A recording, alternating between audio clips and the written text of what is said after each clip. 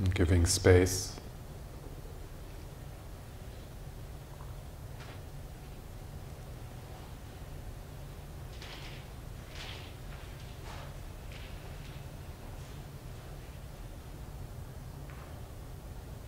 There's a shift from the head into the body,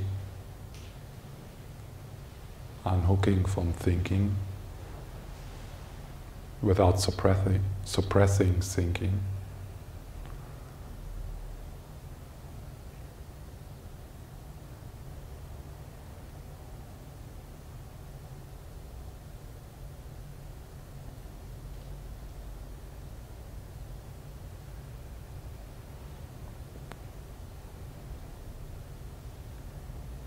With the out-breath softening the belly,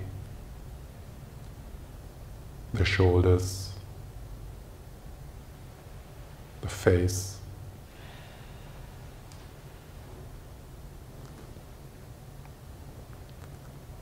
And notice how the chair or the floor carries you. And let yourself be carried. And there's nothing to do for you just now.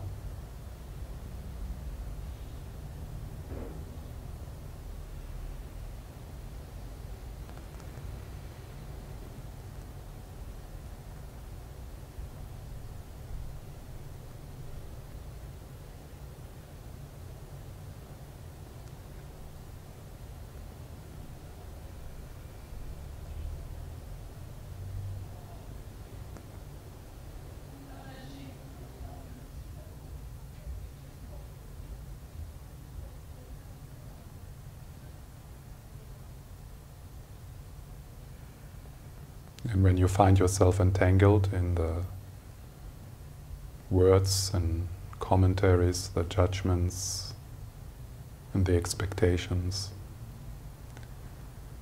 you unhook, you let the bubble burst, and you drop back into the trunk of your body.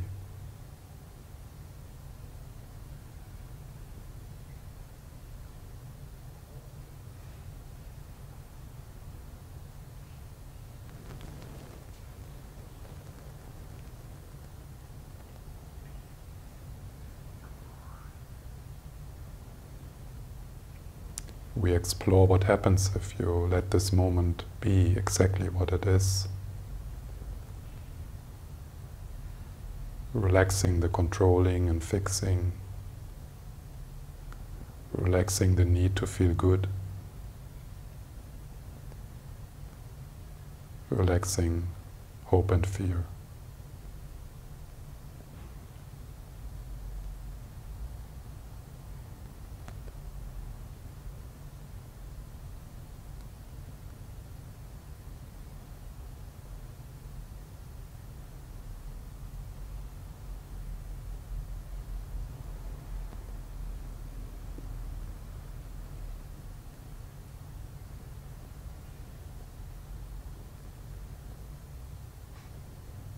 How wonderful this moment happens by itself.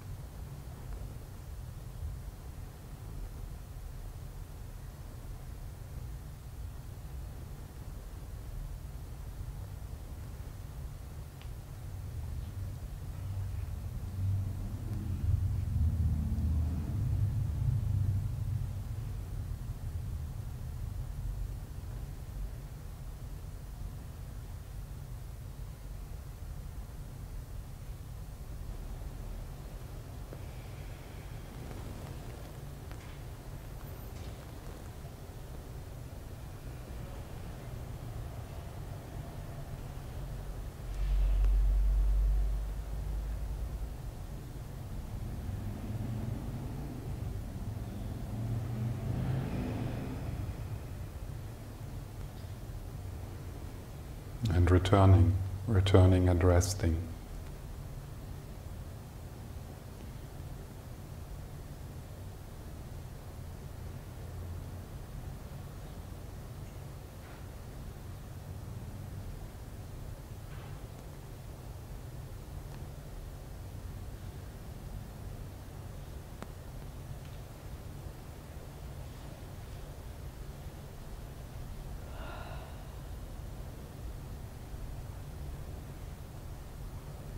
with a heart like the sky.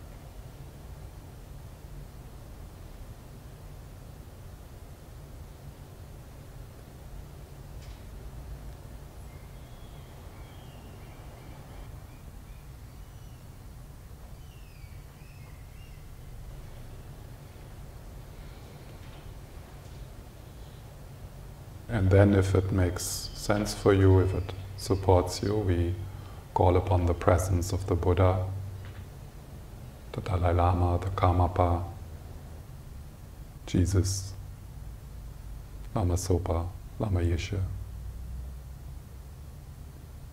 Tara.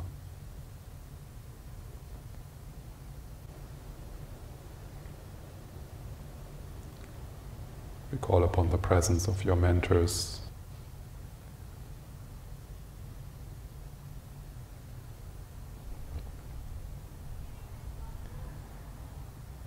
and this is like the Eastern morning sun after a cold night, where you felt alone.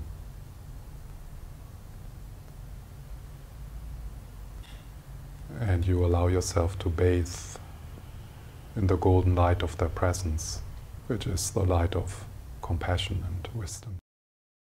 It's deep, even into your darkest places.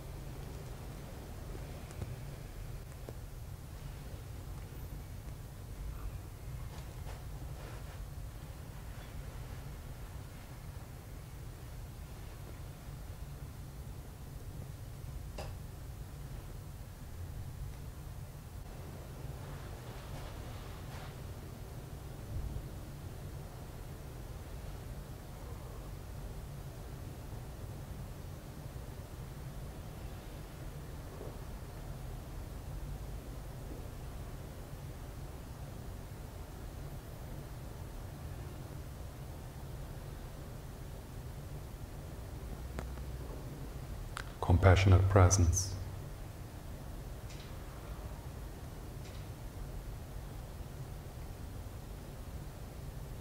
Surrounding, underlying, and pervading whatever arises.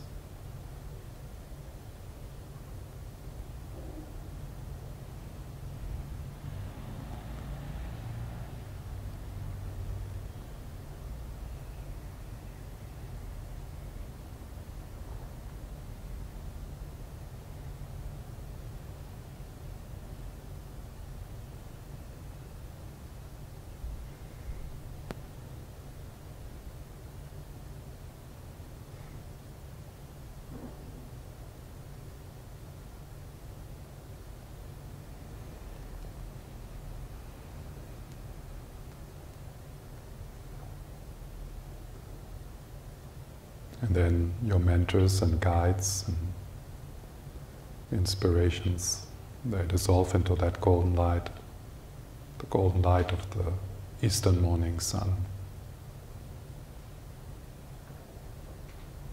and it enters your heart, dissolves into your heart. Your heart opens like a flower.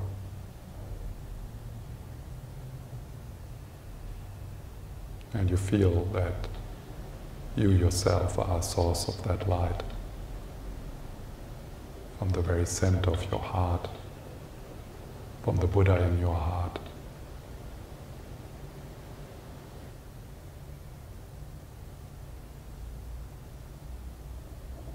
Shines that golden light of wisdom and compassion, filling your chest, filling your body, and then radiating out to the pores of your body.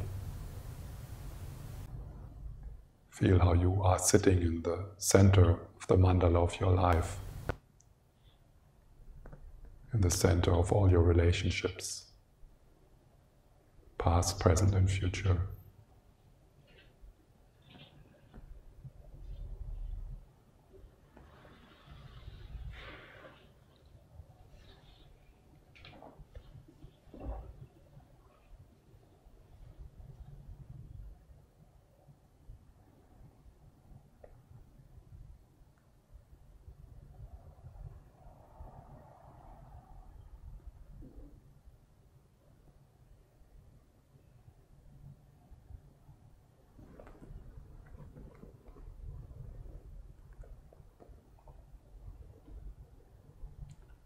Feel how you heal your past through compassion, how you heal the present through compassion, and how you heal your future with compassion.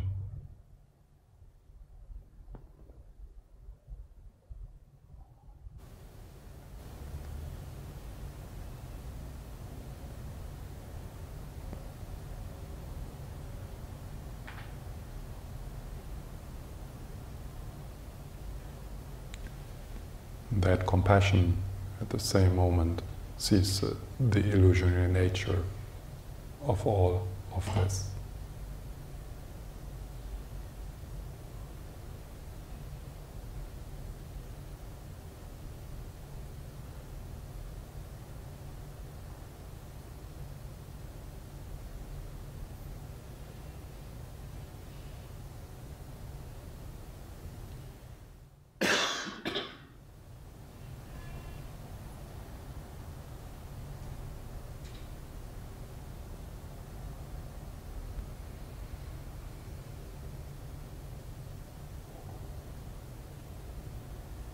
Compassionate presence.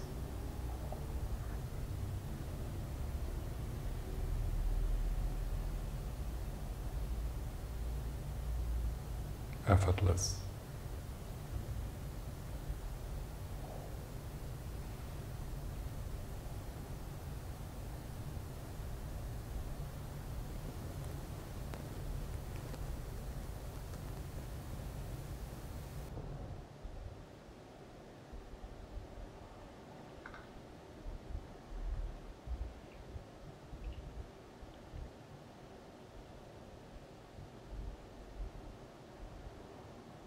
Boundaryless and centerless like the sky.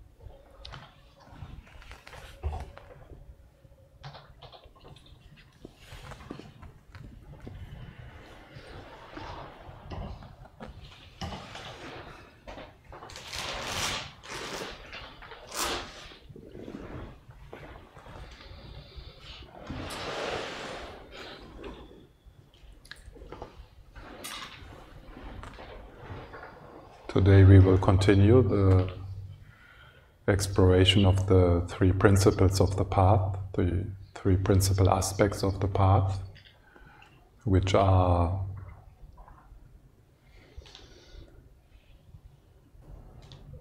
emerging from dissatisfaction, from confusion, and emerging into our true self, into our true potential, and then opening the heart,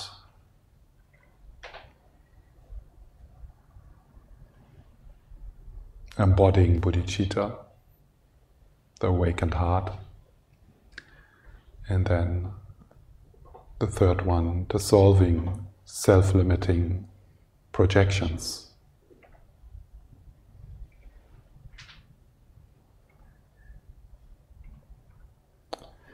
And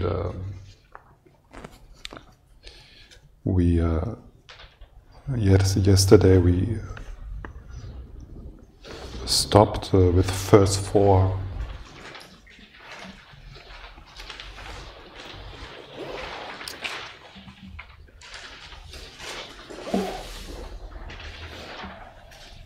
Which is about how to generate renunciation.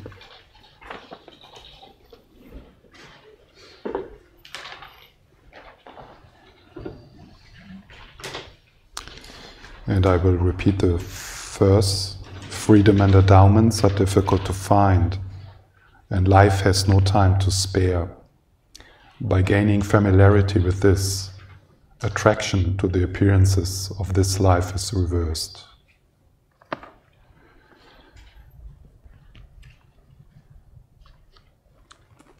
So I would like to quote something from Lama Yeshe about emerging from dissatisfaction, and which kind of contemplation can support us in that. And it's from this little book, When the chocolate runs out, when the chocolate runs out. So that's a beautiful pith instruction, just that title, because it connects us with that. With that, yesterday or the day, maybe on Friday, I led this visualization inviting you to imagine to be this thirsty person in the desert and running towards the mirage, running towards the water desperately, and then getting there and finding it's not really satisfying. So this desperate thirst towards fulfillment, towards wholeness, this desperate search for peace, and looking in places where it is not. So the definite emergence from that starts to happen when you realize you have been running around, trying to squeeze peace out of things which will never give you peace.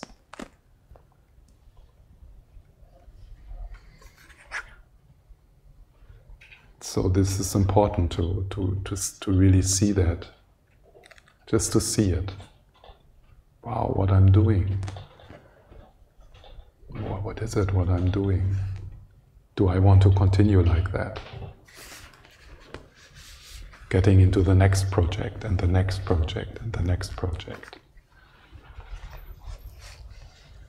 So, Lama Yeshe, we love chocolate. No, how do you pronounce this? Chocolate? Chocolate, yeah, chocolate. We love chocolate. Perhaps so much that on some level we may believe, as long as I have chocolate, I will be happy.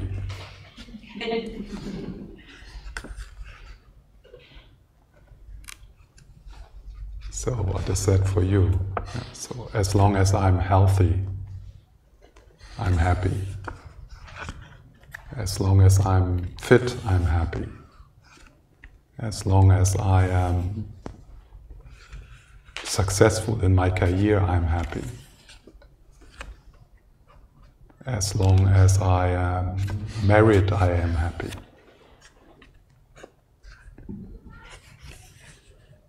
As long as I meditate, I'm happy.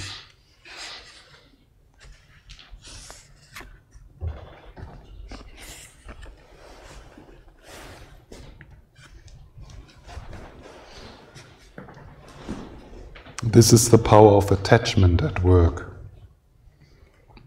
And based on this attachment, we create a chocolate-based philosophy and order our life prioritizing chocolate. So this is the problem, prioritizing chocolate. The problem is not enjoying chocolate when you have it. That's not the problem. And again, from the tantric point of view, we learn methods to use that joy which arises through eating chocolate in the path, which is one of the most difficult things to do. So the problem is not the chocolate. The problem is when we prioritize chocolate and we suffer from this confusion that the happiness is in the chocolate.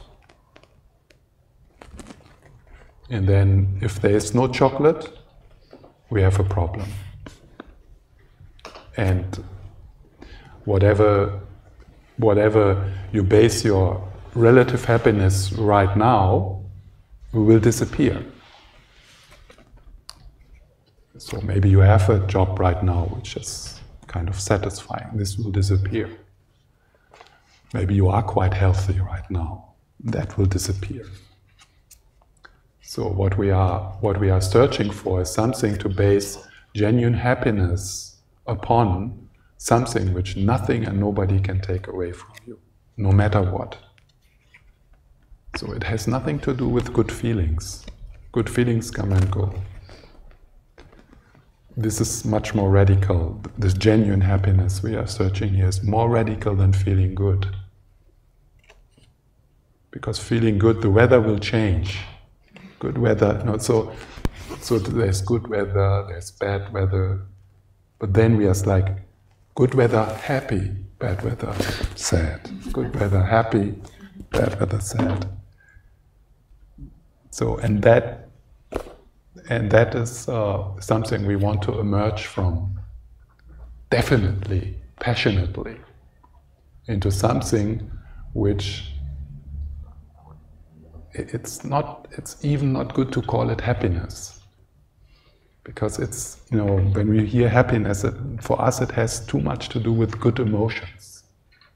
But this is bigger. It's big happiness.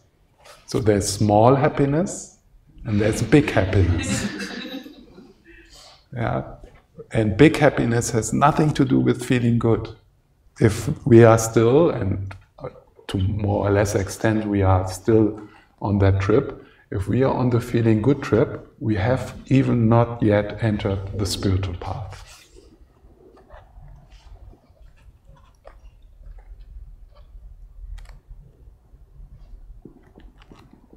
It's, of course, it's appropriate and it's healthy to practice meditation with this intention to feel good, but it's not spiritual practice from the Mahayana point of view.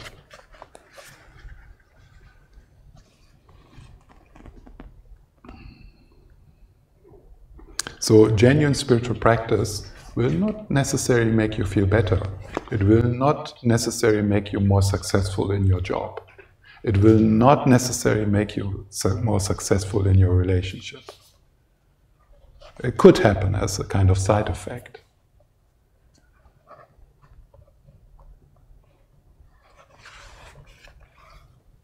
I hope some of you will stick with me now. Maybe the genuine bodhisattva in you, which is still small in us. Yeah. I'm talking to that in you which wants to awaken. And maybe we can tell that part of you which wants to be happy to say, yeah, as a side effect you will be also happy. So then we don't become, that part does not become too nervous and sabotages our path.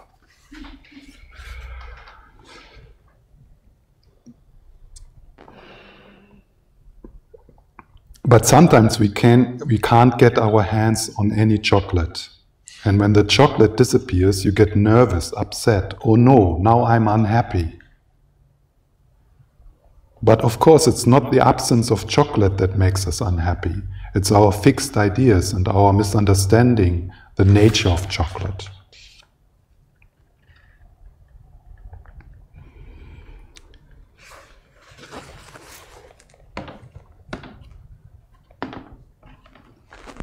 So then something from the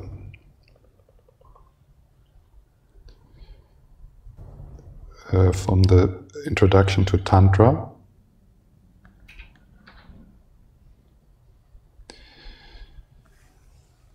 What the development of true renunciation. So renunciation is the word which is often used for definite emergence or the determination to be free. So what the development of true renunciation implies is that we no longer rely on sensually pleasures for our ultimate happiness.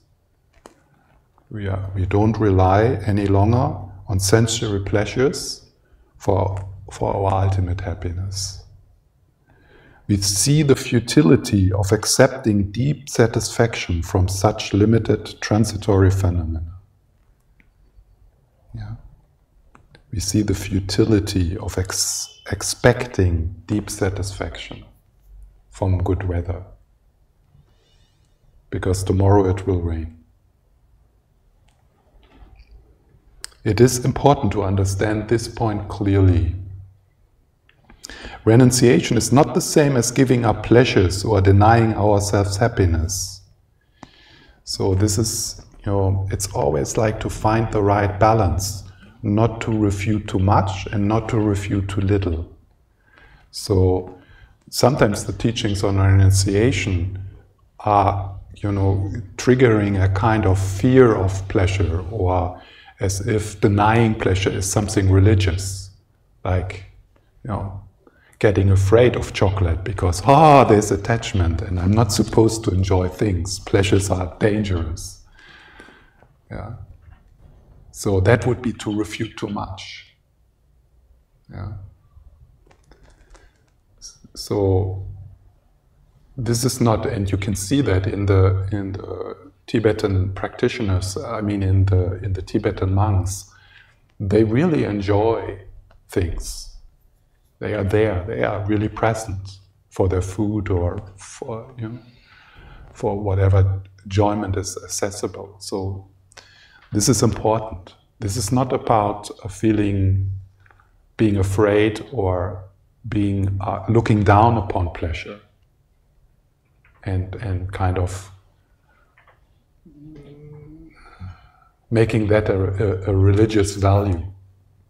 I mean, it goes even so far that, in the Christian tradition, there's a tradition of kind of beating yourself up, or,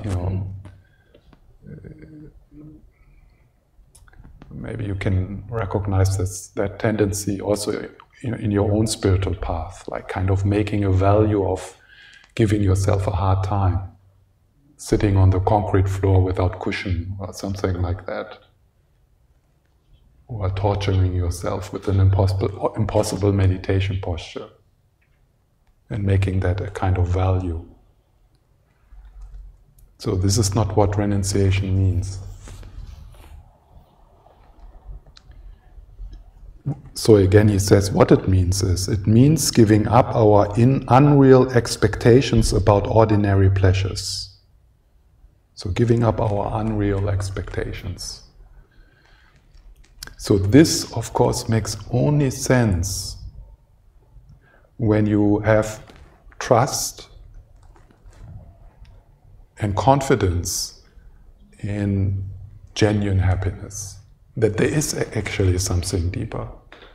So when you emerge from this rat race after sensory pleasure, you need to have a sense what you emerge into.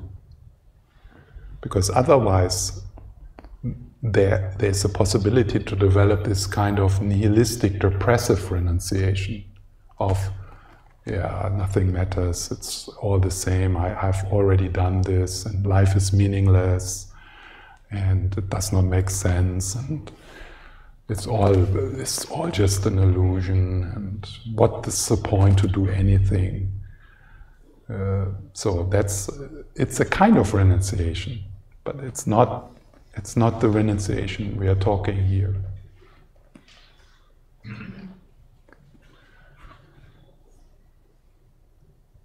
So it means giving up our unreal expectations about ordinary pleasures.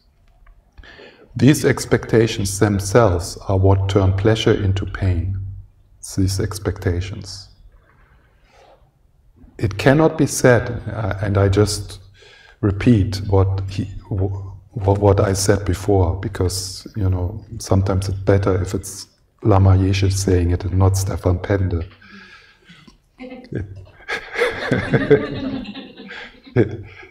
It cannot be said too often that there is nothing wrong with pleasure. So to find this, there you could use this word middle way. It's not really what is meant with middle way, but it's like the middle way, between extremes. That's what we are finding and it's not an easy task to find that middle way. And one way to find the middle way is to fall into the extremes, and then you get back. Yeah. So falling into extremes might be necessary on your journey, and then kind of correcting.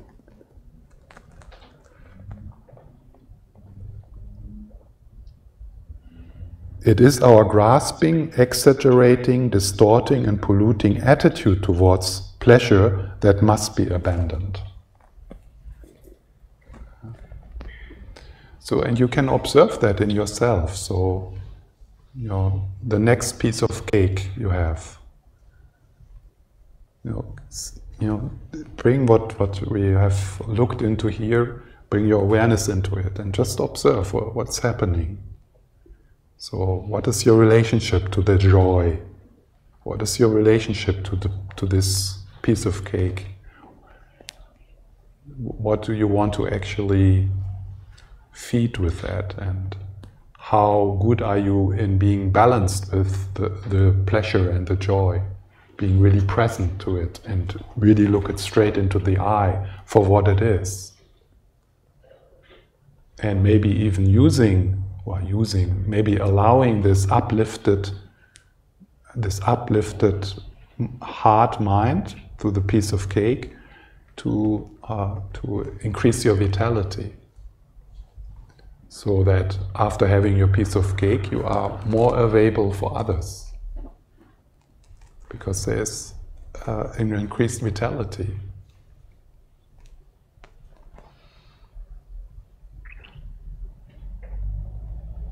Or do you notice that there is the pollution, what Lama Yeshe calls the pollution, that actually after eating the cake you feel like even more empty, or disappointed, or stuffed, or guilty, or because you feel I shouldn't eat a piece of cake because I'm getting fat.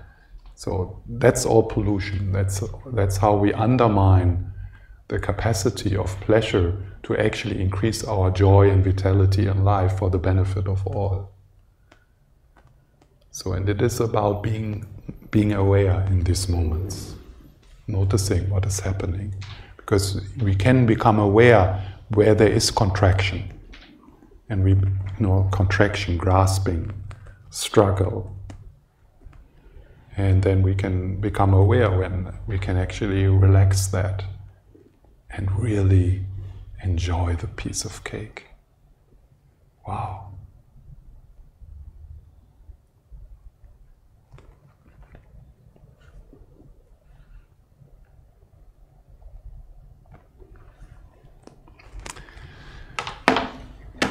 So I don't want to stay longer with the renunciation.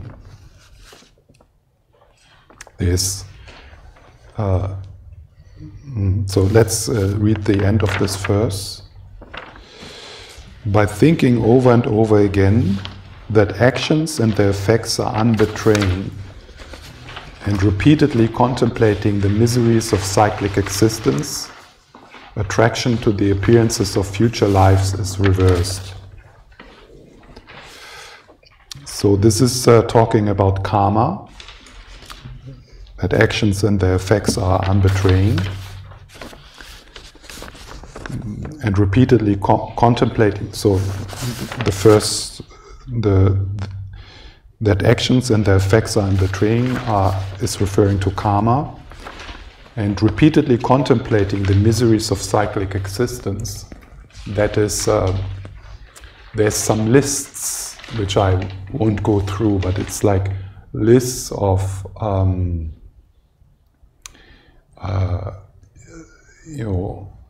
showing the shortcomings of hunting, or the shortcoming of trying to find genuine happiness in places where it is not. So one, for example, is this fact that we constantly meet what we don't want and we don't get what we want.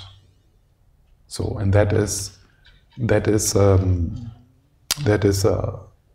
a fact within cyclic existence, that we constantly meet what we don't want, and we constantly don't get what we want.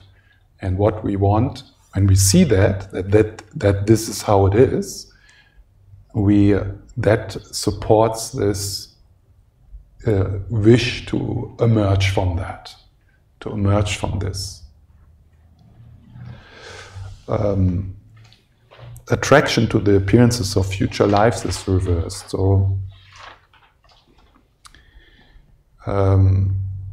this is referring to this hope we have and this working hard for something in the future which we don't have, but which we believe, if we have it, will make us really happy.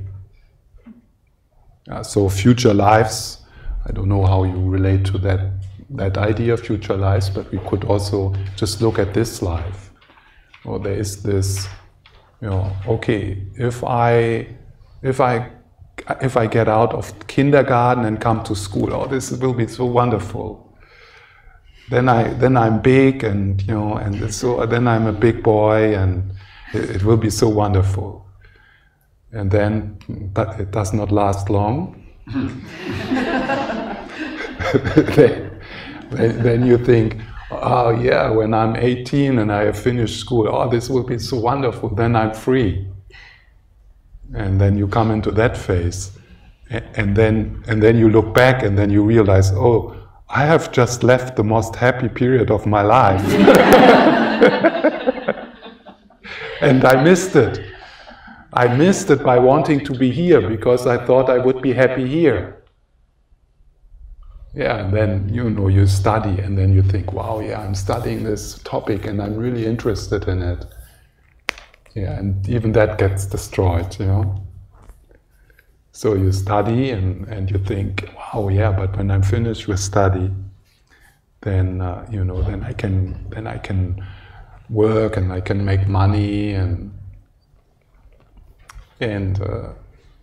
so on. Yeah, so like thinking, yeah, and then with 50 you think, yeah, only 15 years left. Then I'm retired. Wow, and then But by then you have been, you suffered from burnout, and you have damaged your body and your psyche, and then it's not many years left, and then you die. And it would be nice if it would be finished with that. Yeah, so just like I mean, that's the stupid hope of the materialists. Yeah, that it's okay. Doesn't matter so much because then it's finished. But there's a lot of indication that it is not finished. So we do the same again. So that this is the attraction to the appearances of future life is reversed. Yeah? So that's like exploring the possibility that what you are actually seeking, the water of life, is actually available here for free in this moment. And I mean, this is amazing.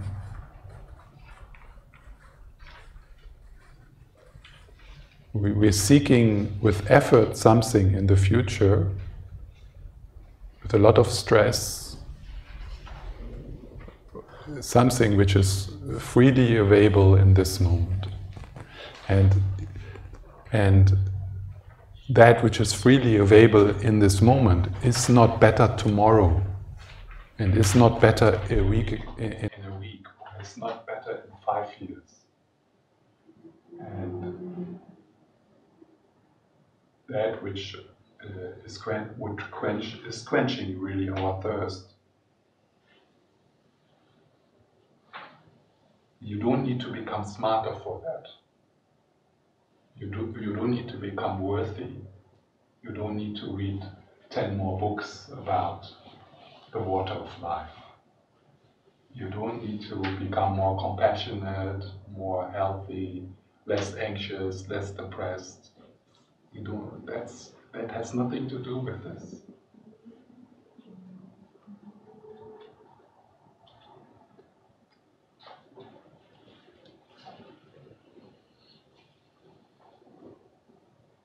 So this is what the quote I started with on Friday. Lama Yeshe saying, there's this incredible source for love and wisdom in our heart, and it's completely shining already. It just waits for coming out. It's like calling you. And our spiritual practice is about making contact with that and trusting that, kind of turning our attention from that which will never give us home to our true home. Like we're running in this rat race, trying to get home. And while we're running, we close the door to our true home, because we're so busy running, trying to prepare ourselves, trying to improve ourselves, all these self-improvement projects. So slowing down and pausing, relaxing the running, relaxing the grasping, and becoming familiar to that which is already whole, that which is,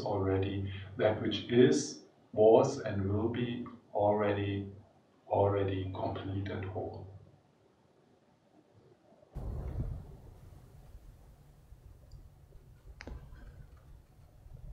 It is good that I think, again, unfortunately, I don't speak Tibetan, but the word appearance is important here, because it points to that all this are appearances, empty appearances in consciousness, empty appearances in mind. So he's not talking about some real things which we could attain. It's illusionary. So, and with that we would then come into the third principle, into the dissolving of the self-limiting projections.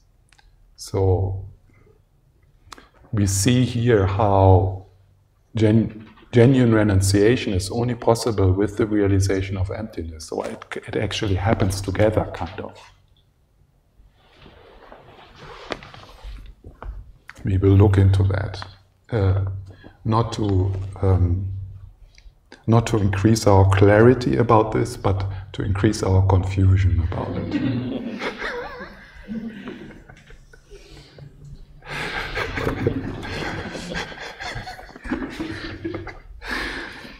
So, now verse 5. So, karma. Yeah, I think I will talk about karma and dependent arising in the discussion of the last verses, emptiness, because this is one of the really important aspects of Lama Tsongkhapa's work.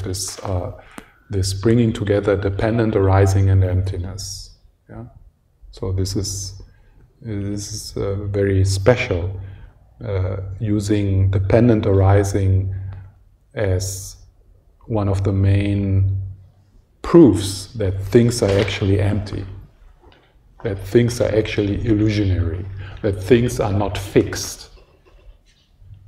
Yeah. So let's move to verse 5. The definition of having generated renunciation.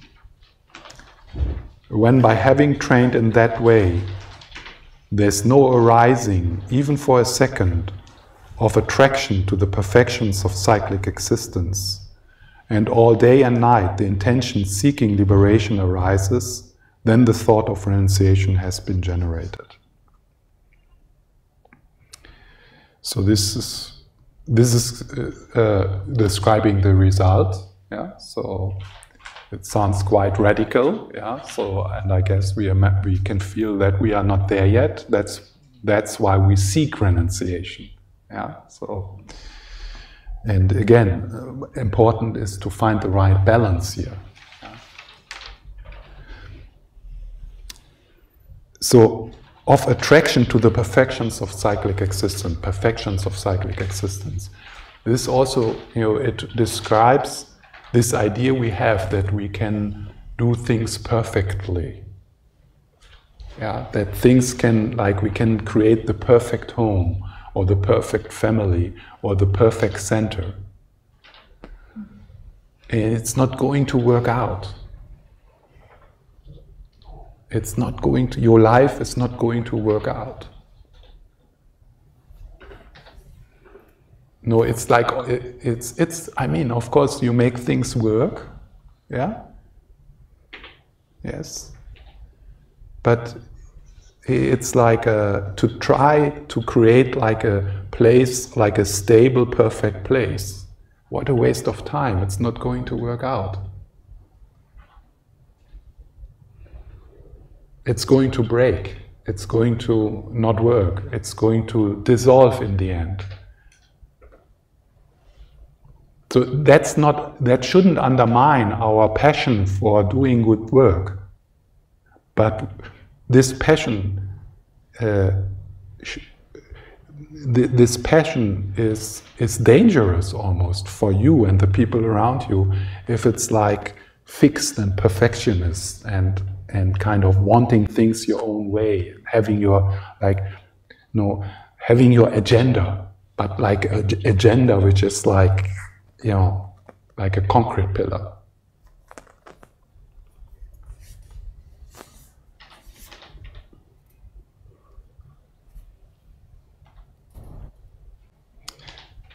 So it's you can be more passionate in doing good works if you give a shit. And this is, again, to find the balance in this, yeah? And this is so wonderful to see this in teachers like Lama Zopa, who does so immense, I mean, it's amazing what he does. Really an embodiment of bodhicitta, and in the same time he gives a shit. Not in a, I mean, I don't mean that in a kind of, that he does not care, but he has no agenda. He's just moving, okay, this does not work, so let's try something else. So, okay, what's the best here for everyone involved? Okay, how can we move forward here without taking too much care that everything is perfect in the room? It's not about that. So that's like, yeah.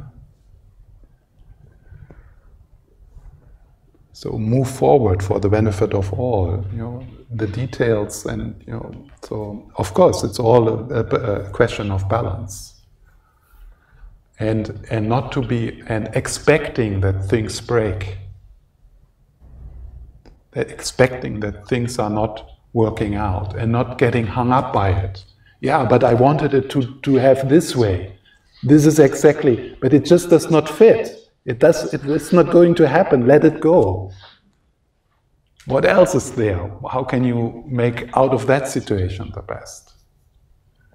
And still we are shocked when then the internet does not work, or, you know, the computer crashes down, or, you know, it's the most horrible thing in the world, because everything is so important and so serious, and we feel that we are getting somewhere, but we are not getting somewhere.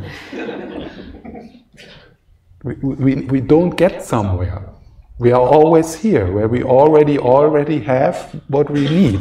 We are already full. Relax. I mean, I'm also talking to myself. Yeah. So don't think I'm talking to you. I'm sitting here because, you know, I'm talking to me, and you can listen.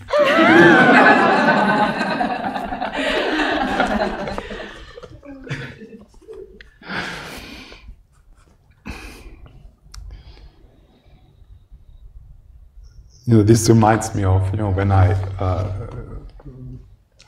that was at the end when I, the last 2 years as a monk, I spent in a retreat in Switzerland, in this small hut.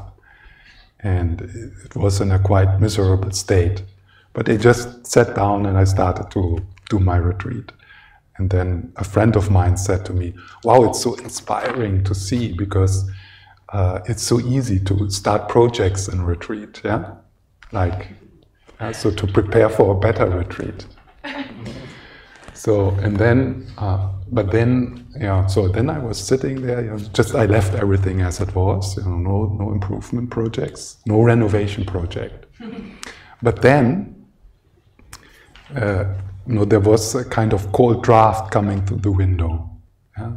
So, and then I thought, yeah, I think I will replace the window. Yeah? So, and so we bought some glass and some wood, and we made a window and put it in, and then there was this wonderful, nice window in this rotten hut.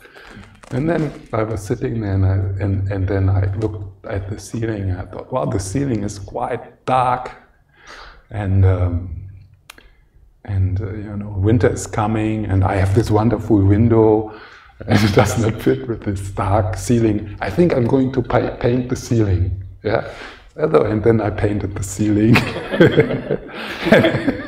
and then you can imagine what happened. Yeah, so I mean, you have a wonderful ceiling, and you know, then it does not fit. You want to make it more harmonious. So, and then, you know, and then. My meditation retreat turned into a renovation project.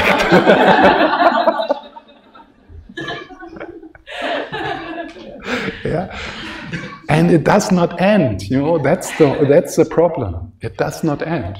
I could have spent 10 years in that hut renovating it. Yeah, and then I die. Yeah. And yeah, and then there's nobody, I mean, and then there is maybe not even nobody who would use this hut, you know, because people are not interested in doing long retreat. or they can't, or they don't have the time. So unfortunately, at one point I realized, hey, what is it, what you're doing? And it was hard. It was almost like an addiction. I really had to, okay, I could fix this and that, but that's not what I'm here for. I'm here to meditate.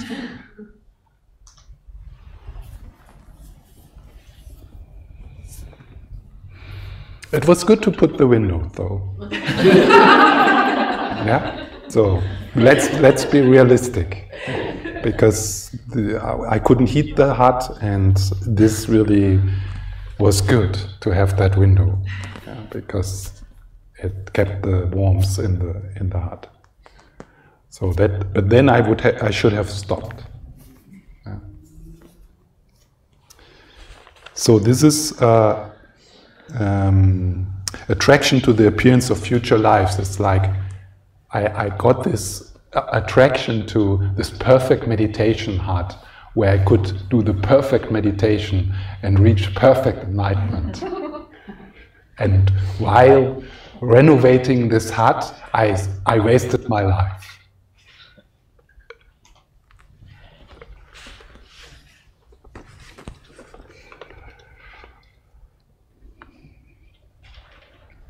There's another thing with this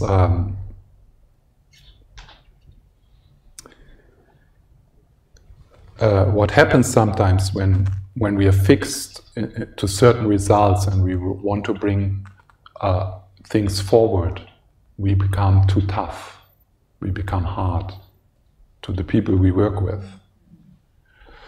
So then we might reach our goal, but we have created people who are burned out and depressed and feel bad about themselves.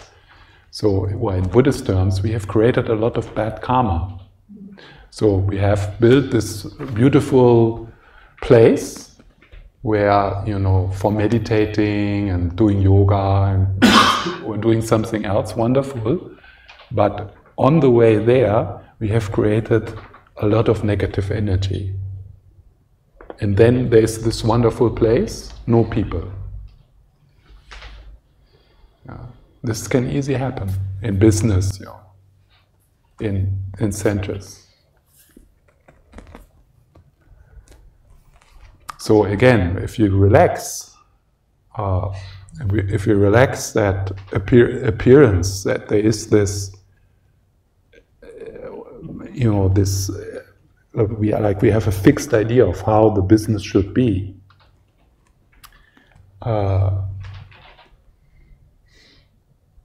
What is what I wanted? And then we don't see that it is actually about people. That the people are more important than the future appearance of something perfect.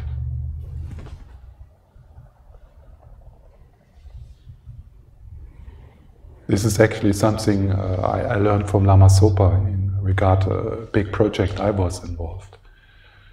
He said exactly that. You know, what's the point in, you know, having this beautiful monastery and it's empty because nobody could stand to be part of that project, and you have created a lot of negative karma in the end. So that's attraction of the appearance of future lives is reversed. The future is like you are not like this because you are already full. I mean, if you are already full, if you are already whole, you know, so then you don't need anything out in the future kind to add. And this is, of course, a very particular confidence and trust. Because it's not how we feel, actually. We feel that something is missing, and that something which is missing is somewhere in the future. Yeah. And this will go on forever if we don't stop it. And maybe you think, yeah, but I'm not there yet. I can understand that. That at one point I have to stop that, but first I have to get there. Because I have not studied Tibetan. I didn't do 3 years of retreat. I didn't read all the books, or whatever you think. And this will go on forever. You will never reach that place where you feel, so now I can relax the future appearances because I'm whole. No. Because on the relative level, you will be never whole.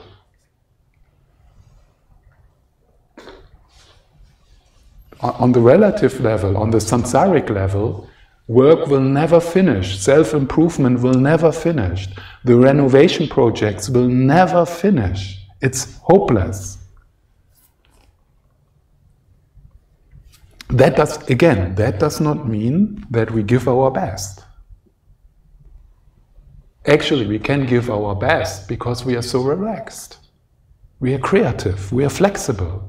We are ready to let go of goals. Because times have changed. You can, okay, this is what I wanted, and it made sense, but now times have changed. Now we do something else. So you are more creative and intelligent when you give a shit.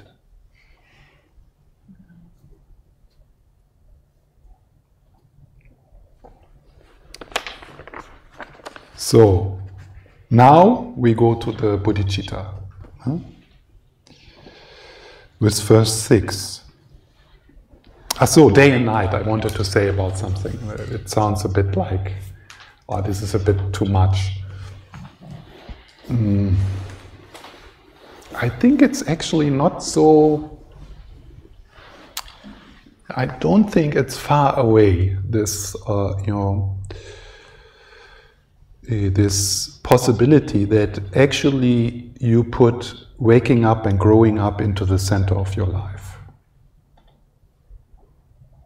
I don't think, when you read it here, it sounds a bit like, this is only for the saints or something like that, yeah. But for example, like a businessman or a businesswoman whose career is in her center of the life, yeah. Maybe you have spent some years like that. Then you can easily see how she really arranged her whole life around it. Like, she goes to a party to network. She goes to the fitness center, not to feel good, but she knows I'm more productive when I'm fit. She meditates, not because of a spiritual reason, no, because she has understood it's good to have stable attention. She has a husband even, not because it's wonderful to have a relationship. No, it's part of the kind of the Facebook profile. Yeah?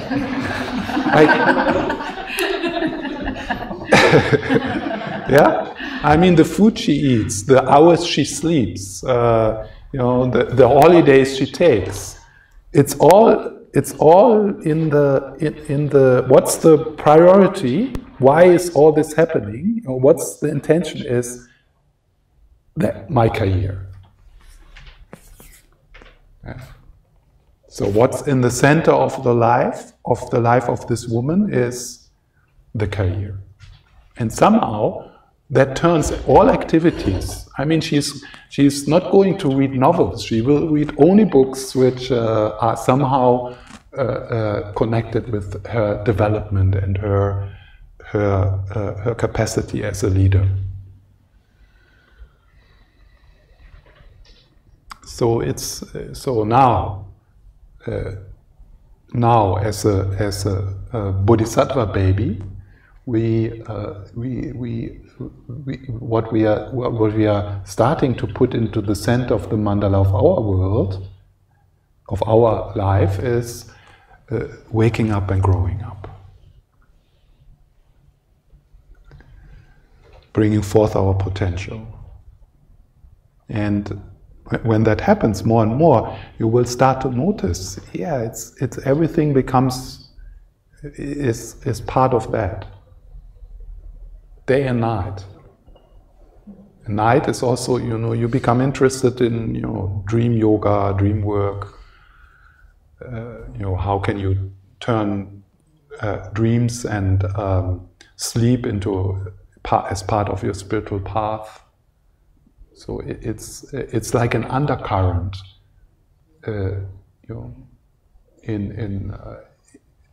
in all activities, and you bring awareness. One way of how that will show, you bring awareness in all activities. You'll be curious about everything, about feeling tired, about being jealous, about being afraid, about failing, about joy, about laughter, about friendship, about relationship.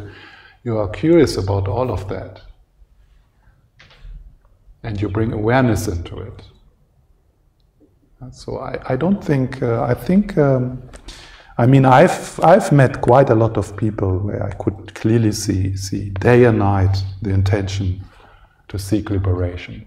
I've met a lot of people like that, and they were not saints, and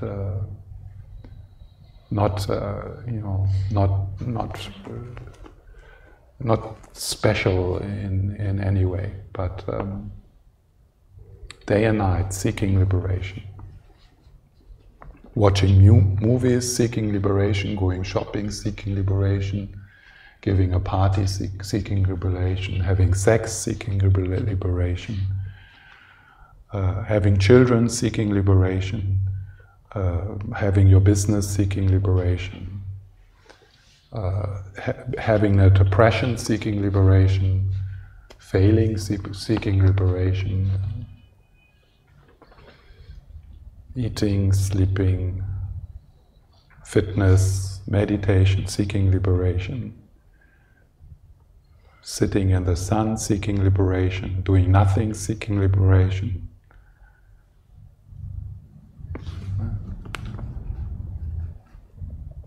This is the key to transform every aspect of your life into a spiritual practice. So, one would think maybe, this businesswoman who maybe has a very stable meditation practice, like 30 minutes every day. It's not spiritual practice.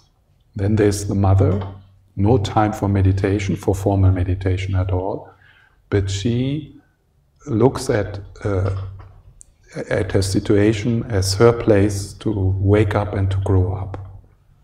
She is the bodhisattva, she is the spiritual practitioner, not the one who from the outside has a stable meditation practice.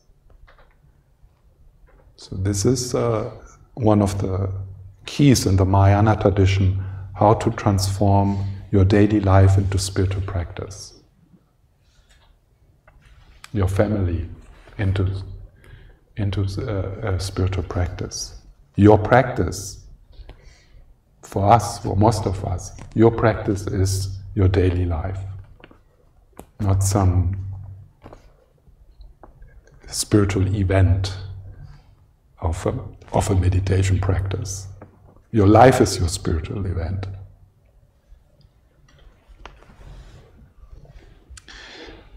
So the purpose, now we go to bodhicitta, the awakened heart. So verse 6, even if renunciation has been developed, if it is not possessed by the mind of enlightenment, it does not become the cause of the perfect bliss of unsurpassed enlightenment. Therefore, the wise generate the supreme mind of enlightenment. So, bodhicitta, the awakened heart. So, Lama Tsongkhapa says, so even if you have renunciation developed, and this is, connected with what I just said some time ago about how there is also this kind of nihilistic renunciation, this loss of meaning. This is a big problem in our times. A loss of meaning. Like the drug catastrophe in the United States. This is loss of meaning. A whole population loses loss of meaning. And it's spreading. Like a young man who suffer from a loss of meaning in their life. I'm not so sure about young women, probably also, but at least they can give birth. So this loss of meaning is a problem. And it's not renunciation. So what Lama Tsongkhapa says,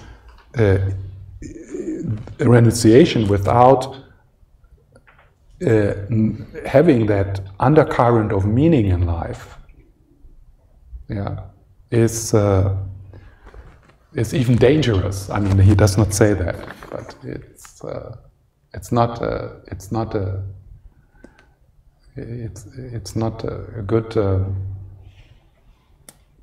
good place. Renunciation without bodhicitta. So it is renunciation combined with emptiness, combined with bodhicitta. So they go together.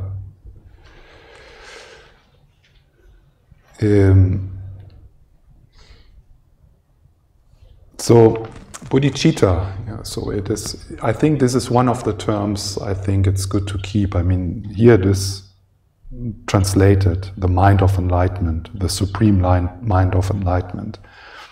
But I think it's one of the words which might be good to just keep the term bodhicitta. Bodhi, awakening, and citta, heart, or mind, the awakened heart and mind. And it's a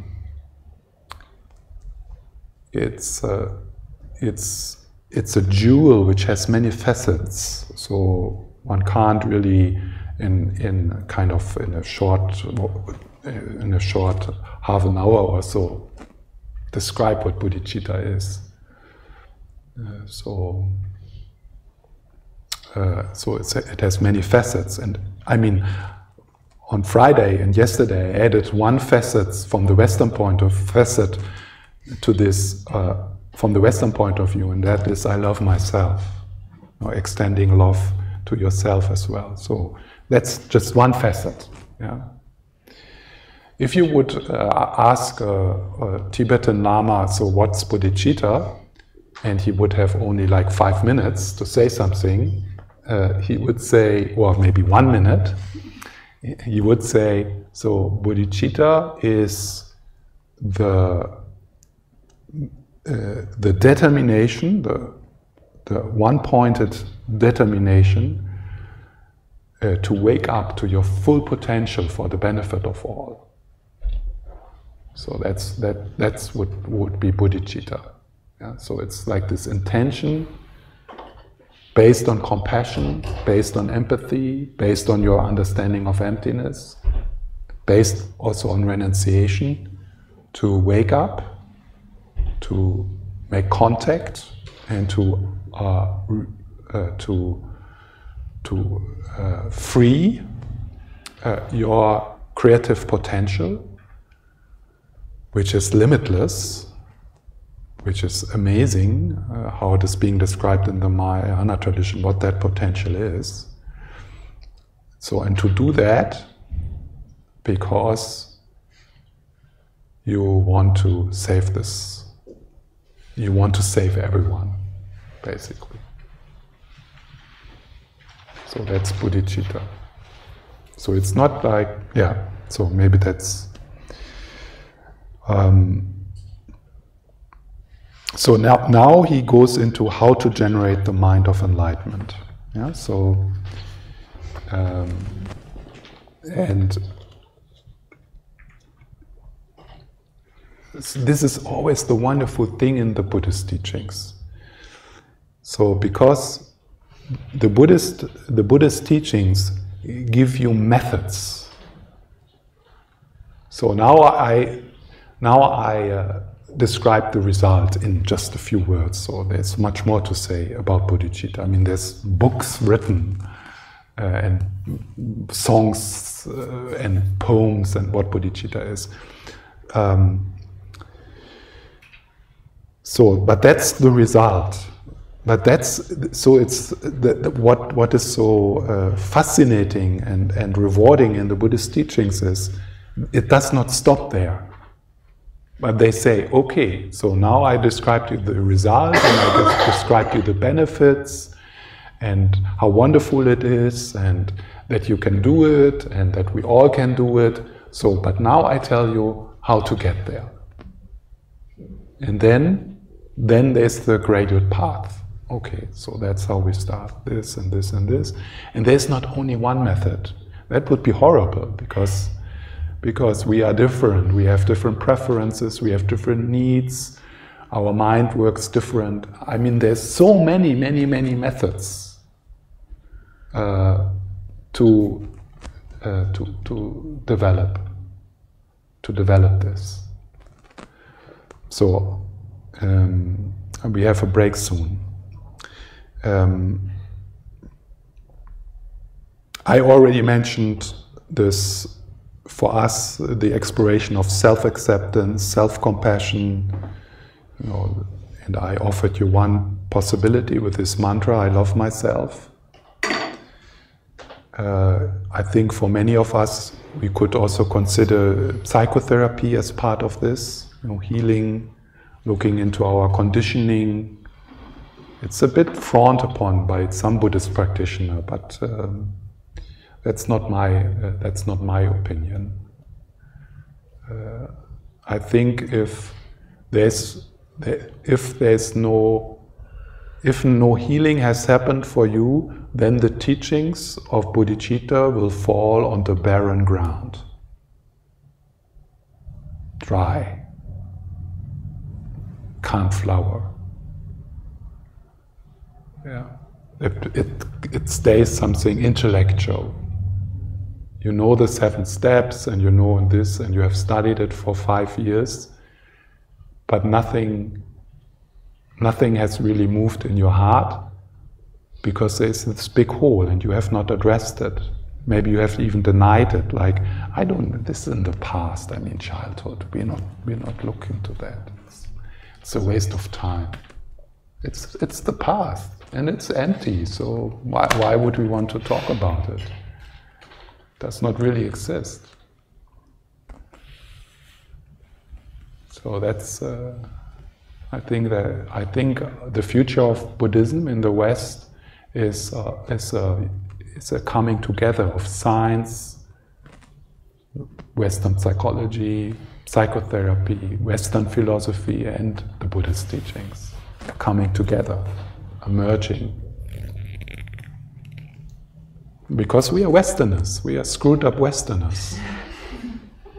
I mean, of course we need another dish than the Tibetans. We can't live from dal, or whatever, from butter tea and tsampa.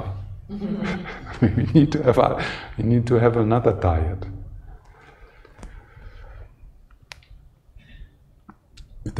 I'm not alone with what I said, but there's also disagreement with this. So you have to make up your own mind in this. So there's 2 ingredients of this. Two ingredients of this developing of generating the mind of enlightenment, generating bodhicitta. And one is the recognition of the common ground, of the common humanity, of that we are all in the same boat, that we all struggle with the same things, that we are all hurt in similar ways, that we are together in this, that we actually know a lot about each other. Even, I mean, I know a bit of the life of some of you, but some of you, I have no idea what you do as a job, I don't know your name. Some things I don't know about you, but actually the important things I know about you. I mean the things which really matter, I know. How? Because I'm a human and I have feelings. and you are human, and you have feelings.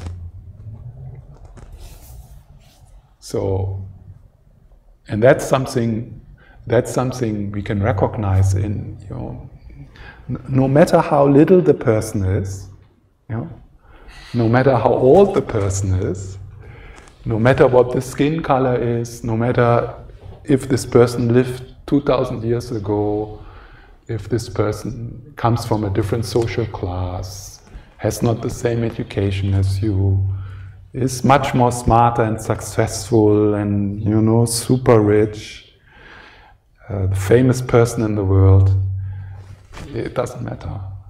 That's all surface. That's all, you know, that's all, it's all like, come on, doesn't matter.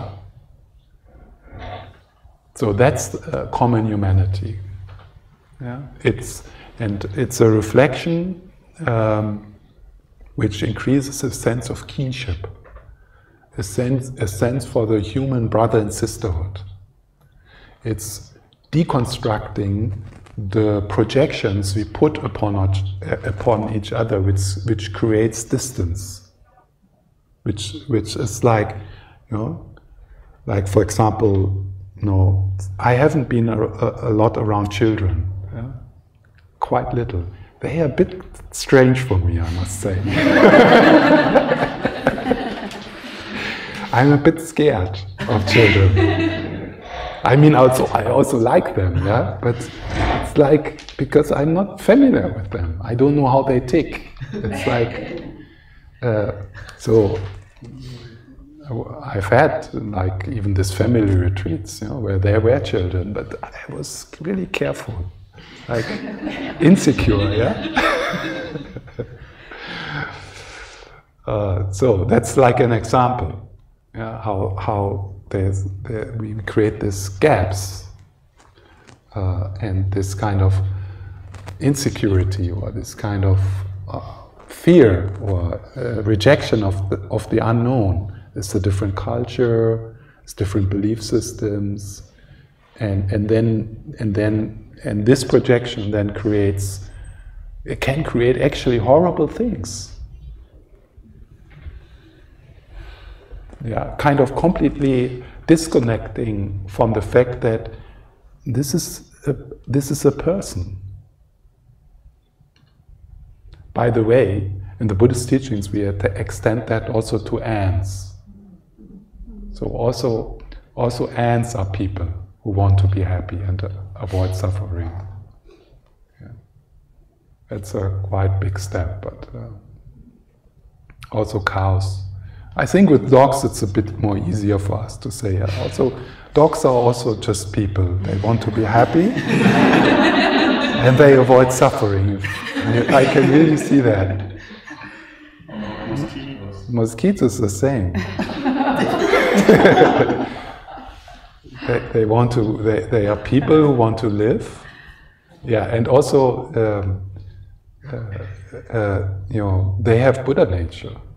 So that's something we can recognize in a mosquito. So that's also part of the common humanity. Yeah.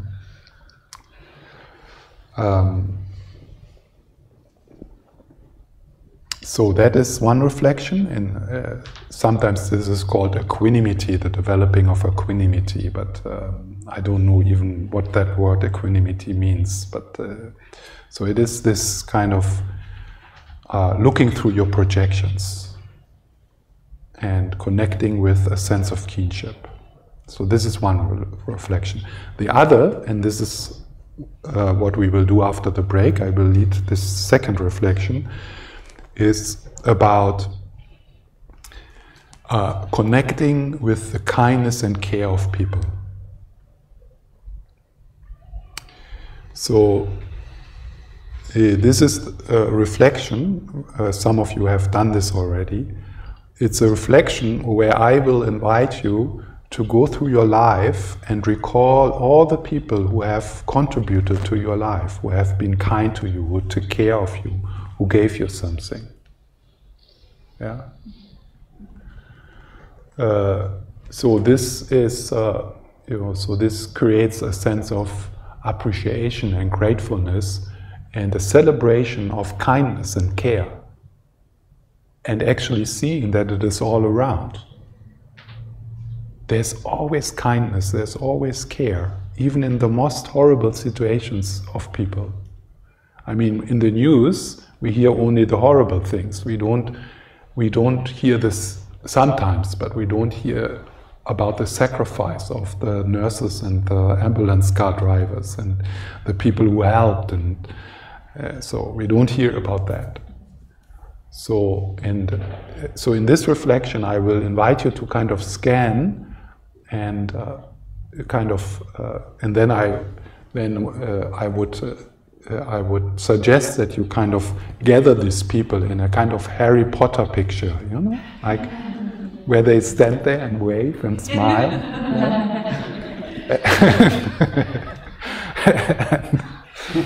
And of course you can't hold all of them, because while we will go along you will see that there is a lot. But that you get a sense of that, and then maybe some people stick out, yeah? So some people stick out. So now, we are not looking for perfect people, but because there is nothing like a perfect person. We are good and evil. Actually, you also. So let's not pretend that we are this nice, decent Swedish people who are always kind, and you know, because you are well fed and you know you are safe, you know. So but there is a shadow also, in you, so we are not looking for perfect people. But maybe we can bring this sentence from the Guru devotion into this, and that is, we focus on the quality without denying the shortcomings. So we will just focus on the quality. We focus on, okay, that teacher was really an asshole, but I've learned English from him, and that's why I can sit here and understand what Stephan Pende says. Yeah? So thank you for that kindness, asshole.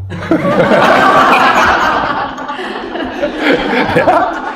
So that is focusing on the qualities without denying the shortcomings. Yeah? So,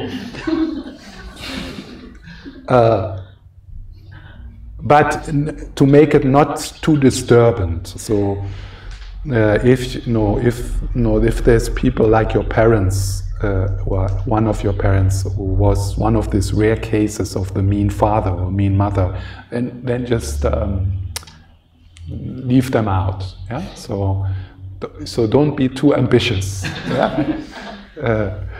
But then focus maybe on the main caregivers in your childhood. You know, and this could have been your grandparents, or you know, maybe an older sister, older brother. So then we do that. Yeah, and then as always, I said that before in this kind of meditations, we don't meditate goal-oriented. So the goal of this meditation wouldn't be to have a warm feeling and wow, I'm so grateful, and nothing like that. Maybe you feel sad, maybe you get angry, maybe you feel this sucks, this meditation, maybe you get bored. Who knows what's going to happen? And all of that, like if you get sad, I mean, this is an insight. Oh wow, it makes me sad to think about this. What is this? Oh, maybe I feel that I actually missed something in my childhood, or something like that. Yeah? Then of course it could happen, and I think for some of us it will happen, that there will be a feeling of, wow, yeah, I came into this life naked, I didn't know anything. I mean, someone had to teach me how to shit. Even that I couldn't do myself.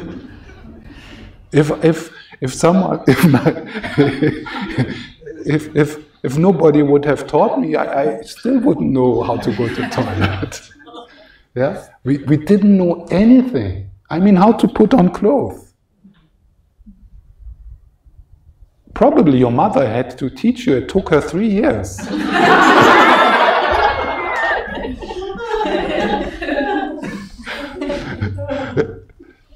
Not thinking about speaking, word by word.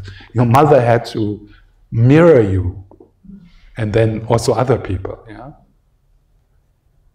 And here we are. Yeah. So, and we take it for granted. We might be even proud of how articulate we are. And, yeah. And it's all grown through the effort of others, through teaching. So we were born completely helpless. We couldn't do anything for ourselves. We wouldn't have survived. I don't know how long a baby would survive, but not long. Your mother saved your life countless times. Your father, your brother, I don't know who took care of you in these first years. Your nanny. And then also, professionally, whatever we learned, whatever you know. You know how to use your iPhone. Yeah. So, someone you have to look up things, you have to figure it out, and it's all coming from other people. The creative thoughts you have had in this life, they go towards zero.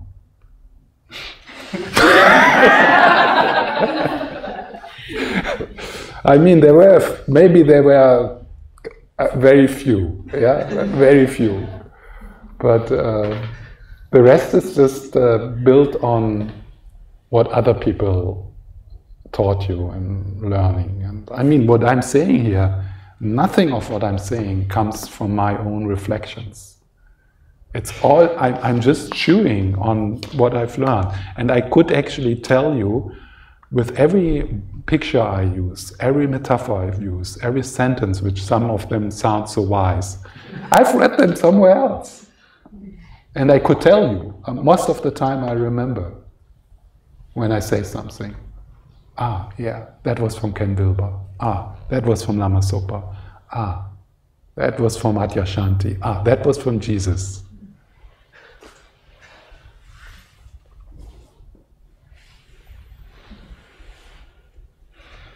So that's what we are going to do, and we will build up this Harry Potter.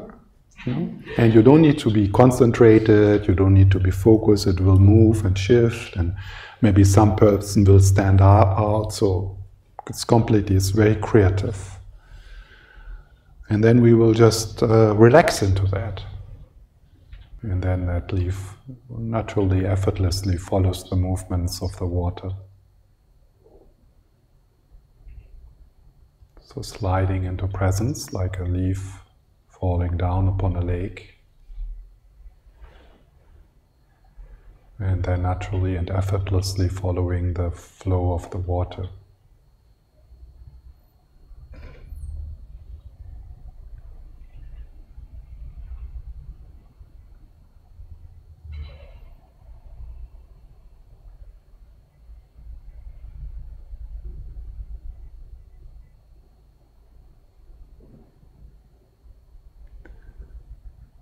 And then, if possible, release some of the tension and rigidity.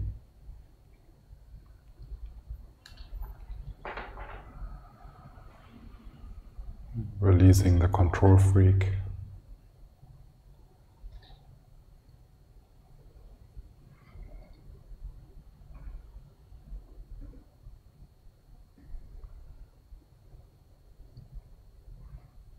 The meditator.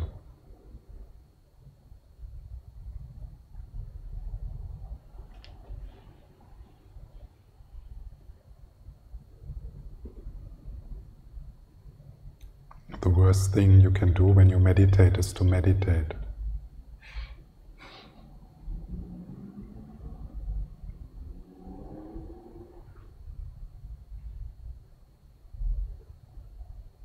So you can relax.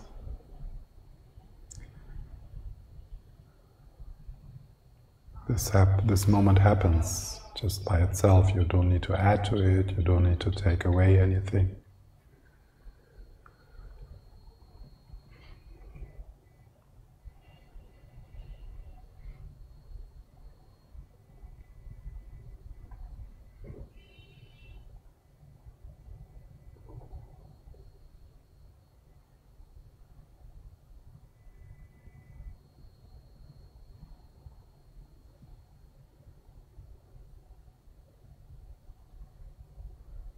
And then even if there's some tiredness or there's still some agitation or joyful energy, we can also appreciate the stillness, the silence, the space which arises when we sit quietly together, protected by the teachings and the presence of the Buddha.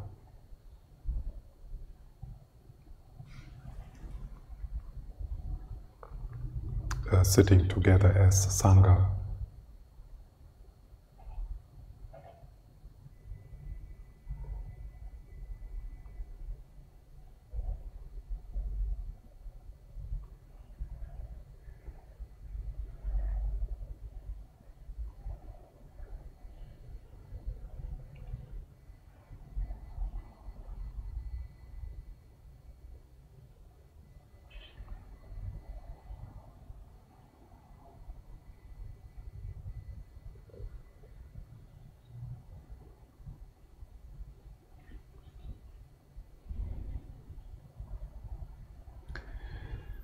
So, and then I invite you into this little journey,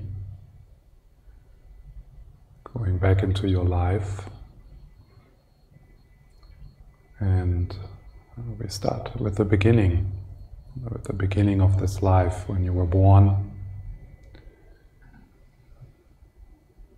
And the first caregivers in your life, the family you were born into. And imagine some of those people in the space in front of you. You don't need to have a clear image. Just have a sense of those people who took care of you, who taught you, who protected you.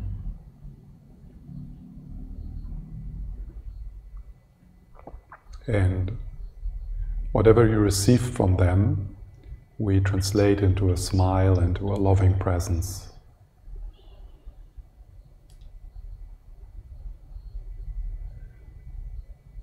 Maybe there's brothers and sisters, aunts and uncles, grandfathers, grandmothers, friends of the family.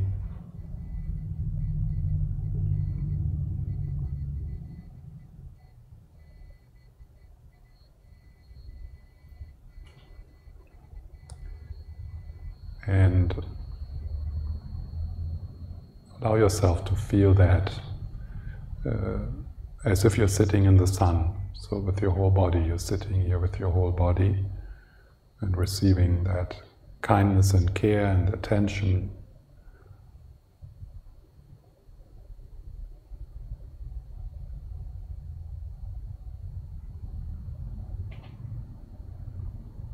Learning how to walk, how to talk, how to put on clothes.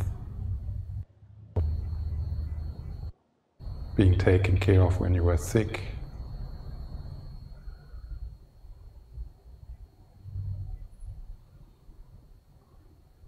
Feeding you, cleaning you, holding you warm, putting you into the shade when it was hot.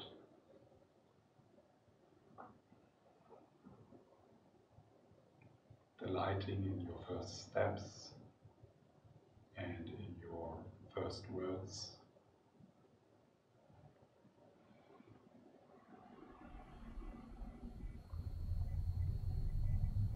Providing you with a bed when you were older, with school.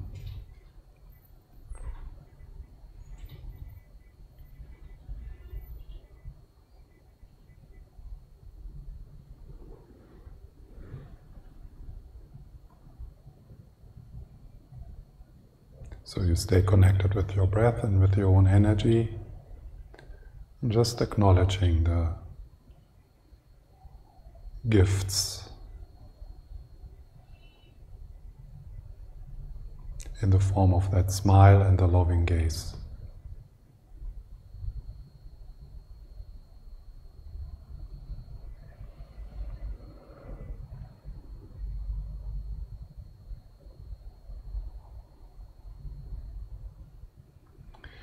So then we add friends. So this started maybe with with kindergarten. So just without, you don't need to think hard about it. Just allow some of your friends appear. Some of them you have been just a few years. Some of them maybe back to that time, throughout your life. Friends. Let some of them appear. Maybe your first love.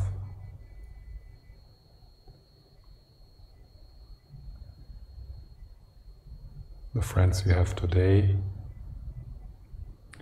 And you acknowledge the support, the friendship, the warmth, the help, the joy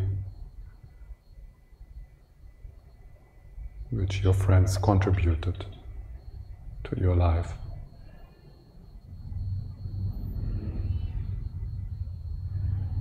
Maybe you have some people you would call your best friends, or the best friend. So you see them there with your family, waving at you or smiling at you. You see all the warmth and friendship in that loving gaze and that smile. Not focusing on the difficulties for now.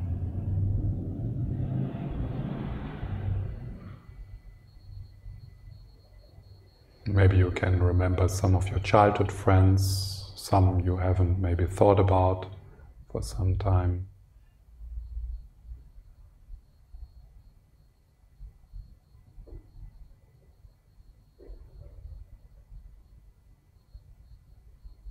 And you're sitting in that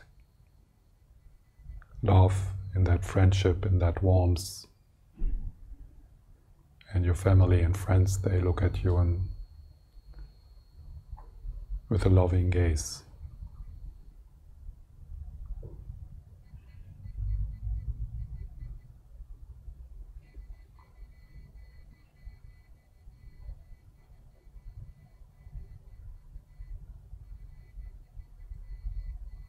And then when you get distracted, you come back to your body. And you just relax, you take it easy.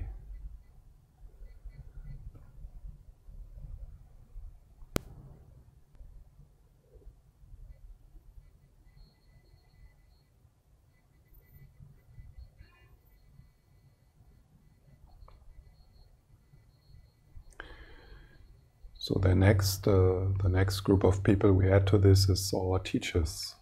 And that starts also with kindergarten. Maybe you don't remember them, maybe you remember, but there have been people who took care of you, who taught you things. And it went on and on like that. You went to school, and all these years in school, you had teachers.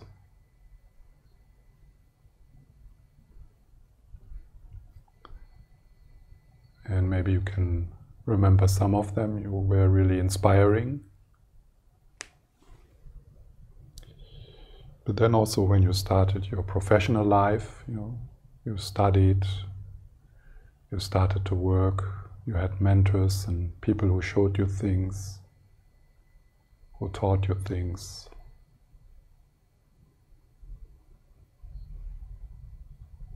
Then you have your hobbies.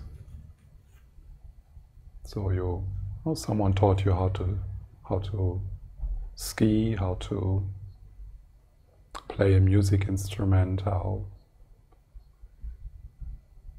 to knit, whatever.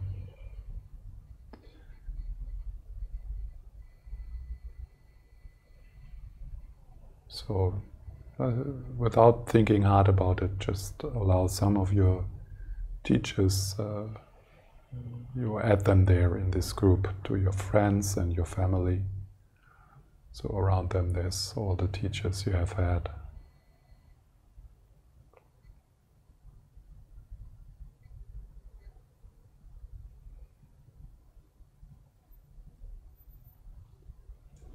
And you bathe in their gifts in the form of this light and the loving gaze and the smile.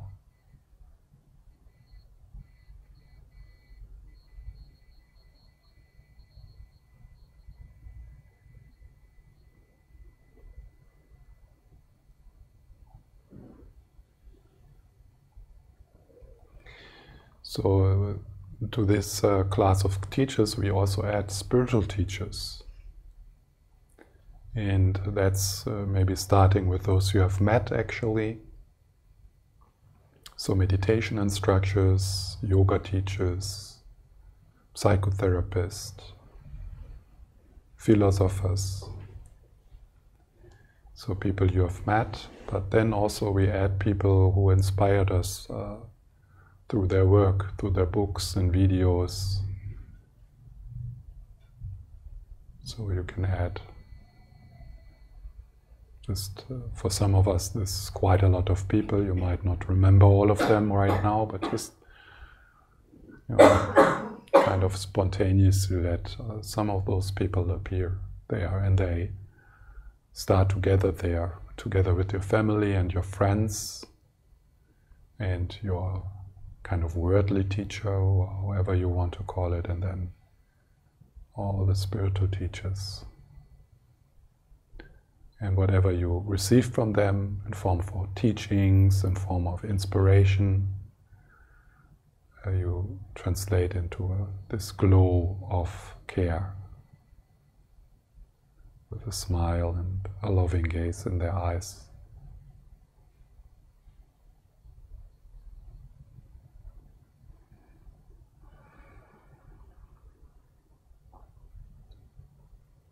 And you bathe in that with your whole body,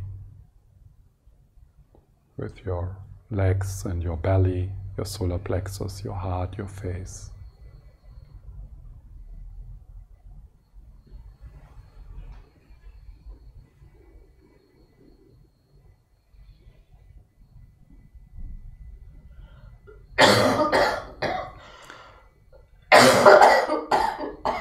And maybe you can acknowledge that some of those spiritual teachers have really dedicated their lives to their students and to you. That's what they are doing, that's what they are here for.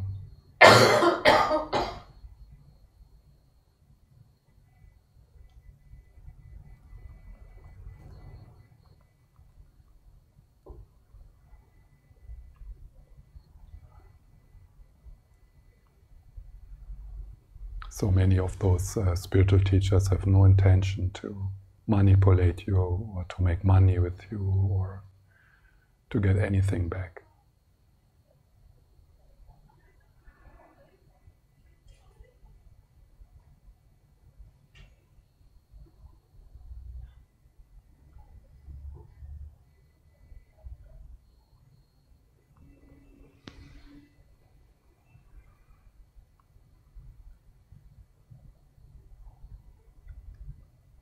So bathing in care and kindness and attention and the blessings,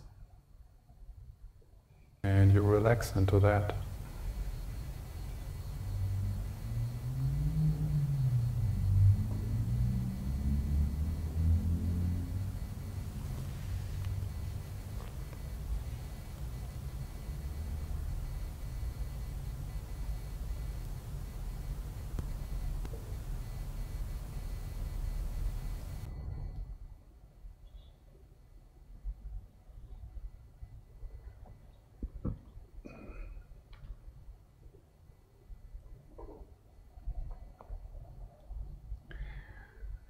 So, and then the last category is the biggest one, and that is the category of strangers who contributed to your life without you even met them. So that's the people who grow your food and made your clothes and pay into the health insurance so that it works.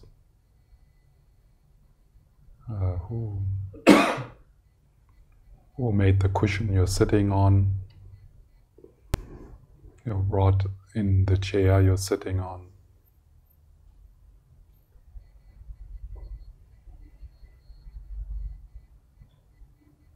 Who made this place possible,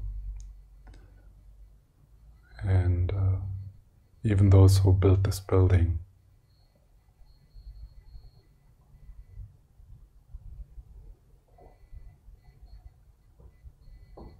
So it is acknowledging, appreciating the interconnectedness.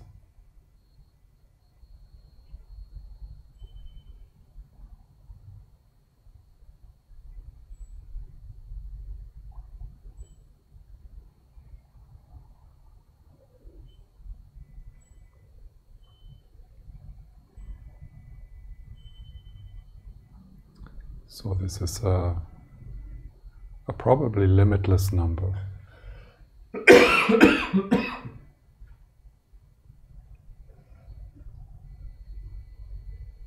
So you have your family, you have your friends, you have your teachers, you have the strangers, and then you have the interconnectedness with people who have somehow contributed to your life, with all kinds of intention. So we take that easy, just appreciating the interconnectedness and bathing in this net of kindness and care, which has been showering us from the first day of our life and even before. Day by day in this life, we are showered by kindness and care, making us grow, making us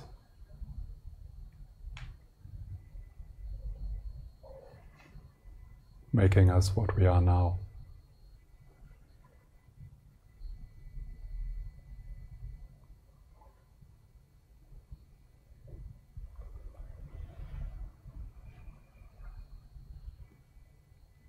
So you stay connected with your breath and your body. And maybe you can connect with that sense of goodness around you.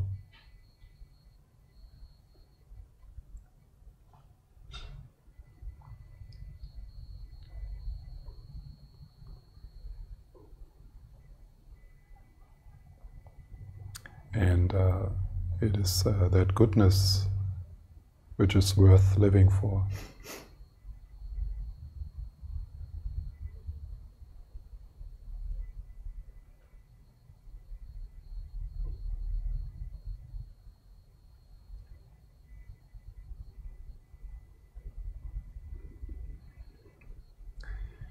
So then with the next out breath, letting go a bit, that conceptual level.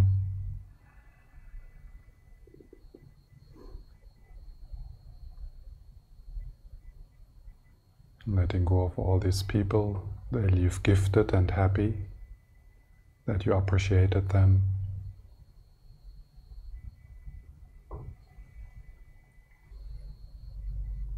And we just sit a bit in the radiance, in the glow of kindness and care.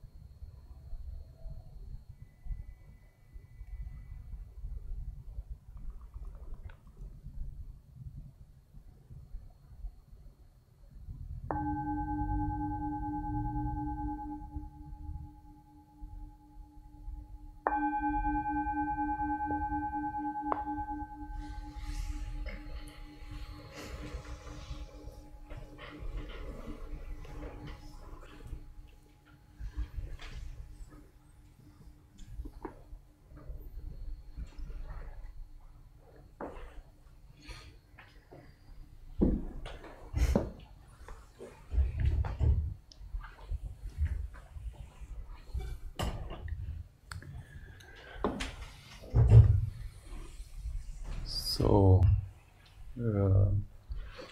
is there any questions, comments, some responses to the mind of enlightenment, bodhicitta, and the emerging from dissatisfaction, or something?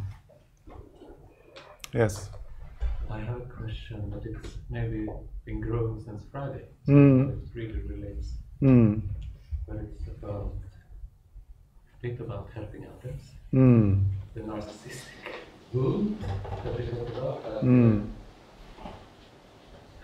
I experienced that sometimes, and in different situations, but like when a friend is like coming with their cup. I don't know, everyone maybe can describe it. I use this metaphor like, fill my cup, like, and then like, I feel my cup, it's also empty, like it's like, fill my cup with your emptiness of my, or my, and like it's, so my narcissist will feel like stressed, like, oh, I really, like, I don't know, it's like, this kind of feel, I don't know if it's codependency, but it's really feeling I have to save this friend. But then it comes from like the wound somehow. And how, like now we talk about like to serve others, but like I really want to serve others now, or like I don't know, but then I feel also that it's like,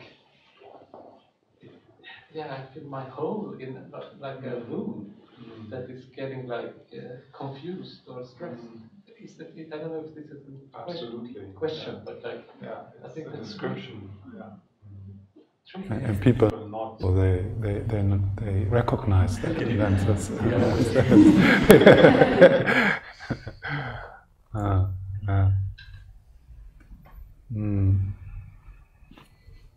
So, what is your thoughts about now? About this now? I mean, how would you want to move in that? How do you want to move? Try to be supporting without like getting entangled in like the thing like that is kind of a.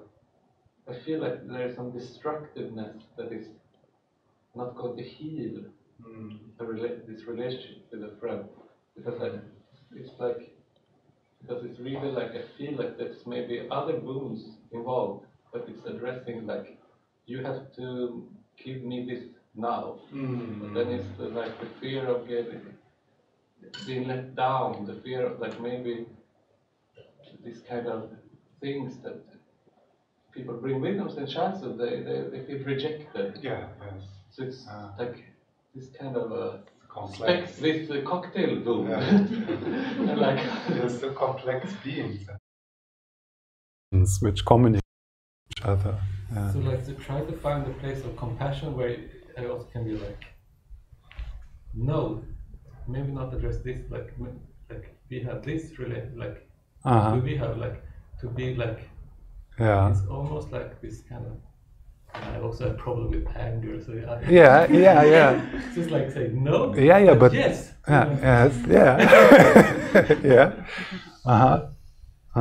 This reminds me of this story of the Buddha when the mad drunk elephant was storming towards him, and he was just sitting there in balance. And the first what he did was he made the protection mudra, like stop. Yeah, and then the elephant was like, and then he made the compassion mudra, and that hit the elephant right in his wound, and the drunk mad elephant broke down in tears. So that's a bit what you said, like it's can like both. And sometimes we forget this because we are afraid to do this, or we are not used to do it, or we feel we don't want to hurt the person, or we feel we should serve, but we don't see that sometimes the best serving is to say no, or to say, it's a very good question. Complex question. I guess it's obvious. Part of this is then, exploring the question. Okay, how can I take care of myself? How can I work on filling my own cup? So that's part of the. Then I think I'm just randomly throw some things out. Then I think sometimes we underestimate the power of just listening, just trying to understand. So that's something I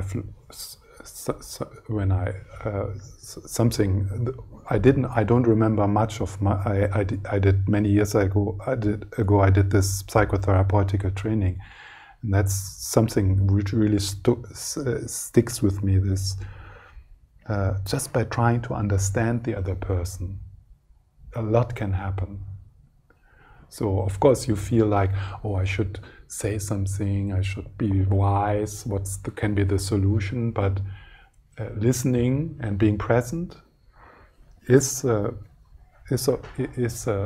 probably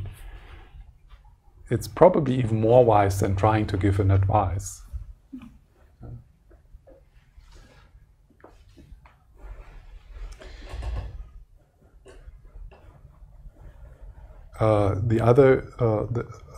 Another aspect of this I found helpful is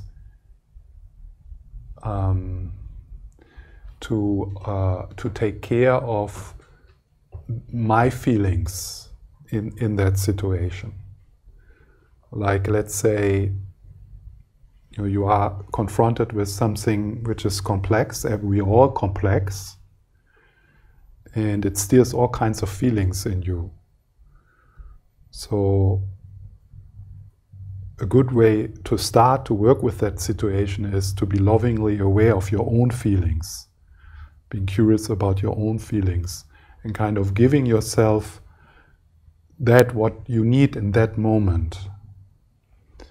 And the way you feel will be always mixed with what the other person feels. Like, because we are so empathetic, so sometimes you actually can't really know the tension you feel in your body and the disturbance and like the wound you said, that is actually more saying about the other person than about yourself. It needs quite a lot of training and awareness and self-reflection to get that figured out. What's coming, what's actually mine here, and what's coming from the other person. So I think it's always good to kind of assume it's a bit of a mixture. And so you have this experience, which could be also a similar thing could also happen in the person there. So if you now take care of that by, through having learned some methods of breathing into it, being with it, letting it be, maybe taking it into your arms as a child, in that moment, without you saying anything, without being smart, or you also help that other person, because for that person is it the same. For this person, this is also mixed. What this person feels, she also picks up how you feel. So if you take care of your side, you also take care of a bit of that person without exactly knowing where it comes from. And so it's actually not complicated. It's like, because we are so interconnected, when I give myself what I need in that moment, which is always something with love and kindness and being with it and allowing and welcoming, then you also touch something in the other person. And then what sometimes can happen is that a kind of next step or a new insight starts to emerge from that, either from the mouth of that person or from the mouth of this person. It's better it emerges from the mouth of that person. That's always better. Of course, then you lose the role of the smart helper. Yeah? Sometimes we don't want the wisdom to arise in the other person. That's why we want to give advice. Yeah. But this is this kind of the power of what is in psychotherapy often called the positive regard, yeah? Unconditioned positive regard. And there's a lot of research being done. It started with Carl Rogers, that this is actually, this is like the focus, one of the focus in Carl Rogers' work is that your job as a friend or as a psychotherapist, it doesn't matter, is to create a field of acceptance, of being there, of kindness, where wisdom can emerge. Yeah. And as I said, the best is that you are so patient that you keep your mouth shut and you just trust it has to come from that person. She is the expert in her life and she knows already what the next step is. It just needs to come out. So this is difficult, no? To kind of sit, to stay seated. You stay seated on your seat as a practitioner, and you trust that you don't need to give advice, and that it is stupid to give advice. That it makes things often worse to give advice. And trust and let go of the smart ass. Let go of this person who wants to be the savior. Yeah, that's difficult. Yeah. Yeah, can I? Because what I'm also afraid of is also the listener, maybe, if I can. Because sometimes I experience different situations with persons that I feel that the elephant getting more drunk. When you listen. Yeah. Yeah. And start to also maybe attack me. And I listen and I try. This is not about me. I shouldn't identify. This is the person. I continue listen, but this person just feel like I'm like it gets also more drunk of my passiveness. Like, don't you understand me? Understand me? Yeah. I know exactly this situation also. It's always. I mean, things are so complex. I mean, it's courageous to start to explore these things because it's so multi-dimensional, complex. You made this sign, So, and maybe that's also then part of this. Sometimes to stop, and the way to stop, I think, one way to stop is to find a skill of asking questions. Yeah, like, of course, when you are in the role of a coach or a psychotherapist, that's easier because the client is ready, more or less, to go. Like, then I would say, for example, so where do you feel this in your body? Yeah. So and that could be that can stop the mad elephant. So,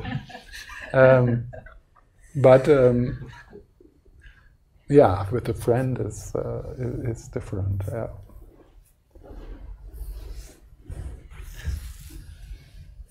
So what could be the stopping the elephant? Maybe sometimes time out. Like saying, okay, this is too much for me, or yes.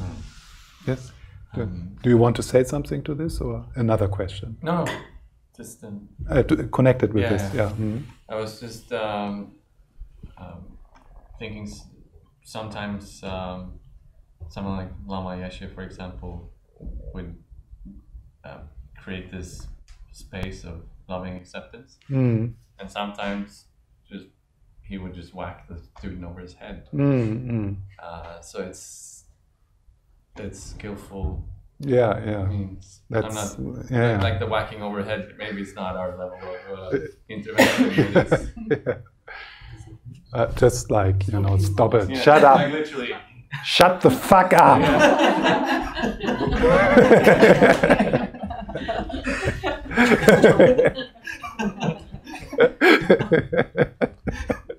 I mean, that could be something to say to a friend, right? I mean, depending on what the relationship is, yeah. So it could be that's like to test, but I could imagine to say to a friend, shut the fuck up.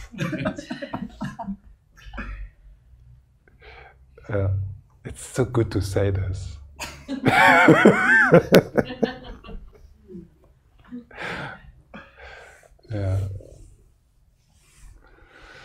Yeah, of course books can be written about your question.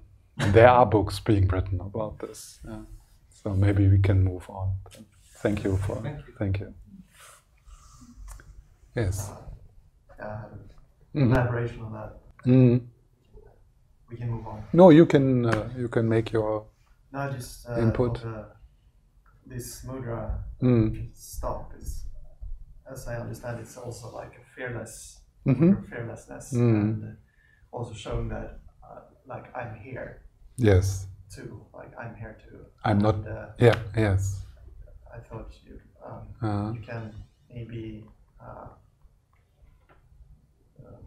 so connect to the common humanity with like in the right way. Like I have also experienced this, which you struggle with somehow, and so you don't become this sort of psychoanalytic, just mirror, just being no person, just very like you can show yourself as a person as well. It would be helpful too. Absolutely. Or that's how would you? Yeah, that's Buddhist. How would you? Yeah, that's how I think he described it a bit. This kind of listening and not getting involved can be perceived as like a distance and as like a indifference. Yeah. So this is quite an art, not to be involved and yet being completely intimate. Yeah. Not be involved and not be involved and not be involved. Yeah. So what is the and I've heard that because I'm quite good in being not involved. Yeah. I've trained that a lot. But it can, people say then, wow, you have such a stone face, and are you there? It's like, so it's so that's I liked what you said, because I'm going to add that to that story, or to that interpretation of the story. That's a new thought. This kind of that through this. You also show that you are there, that it's not a disconnection of the relationship, like it's not a cutting of the relationship. Yeah, that's not what this means. It's like, and that's what the Buddha also does. He just sits there. Yeah, he's not like, I'm here too. Yeah. Don't go further, but I'm here too. I'm ready to communication. I'm ready to move on with this. I'm not going out of the situation. Huh? So I think that's a good addition. So I think that I'm here too is sort of snap out of just thinking about yourself, just take in the other person as well. Yes. Yeah, I see you also. Like I see you. Yeah.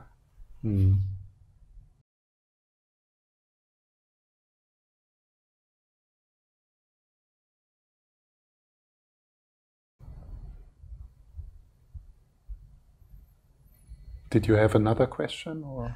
I just you said there two ways of practicing bodhicitta. One is the common humanity, and like two ingredients. Not. It's not like it's not the whole package. Okay. No, it's just like I wanted to throw these three puzzles into it, like the self-compassion, and then common humanity, and remembering the kindness and care.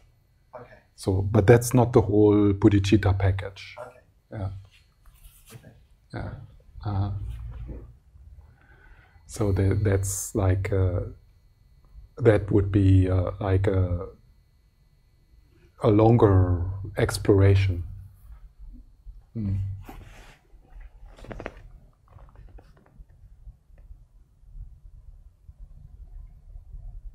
So any more? And then we have, yes. Maybe it's simple or maybe it's complicated. I'm wondering, what is the difference between mind and heart?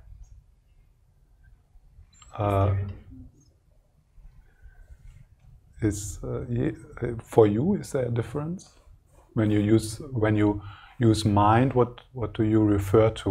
What's the reference object for that word for you? Body, everything. Everything. Yes, everything inside. Everything inside. Yeah. Yeah. And heart is like the heart, I think. But that's also inside. Yeah. What? Yeah, but it's more like anatomical somehow. Okay. So when you say the word heart, you refer to the physical organ. Yeah. Yeah, but that's not how I use it. Yeah. So it's this is a good example on how, when you ask, what's the difference between mind and heart, in order to talk about this, we first need to define what we actually mean. Some people use mind and the reference object is something different than another person who uses mind. Yeah?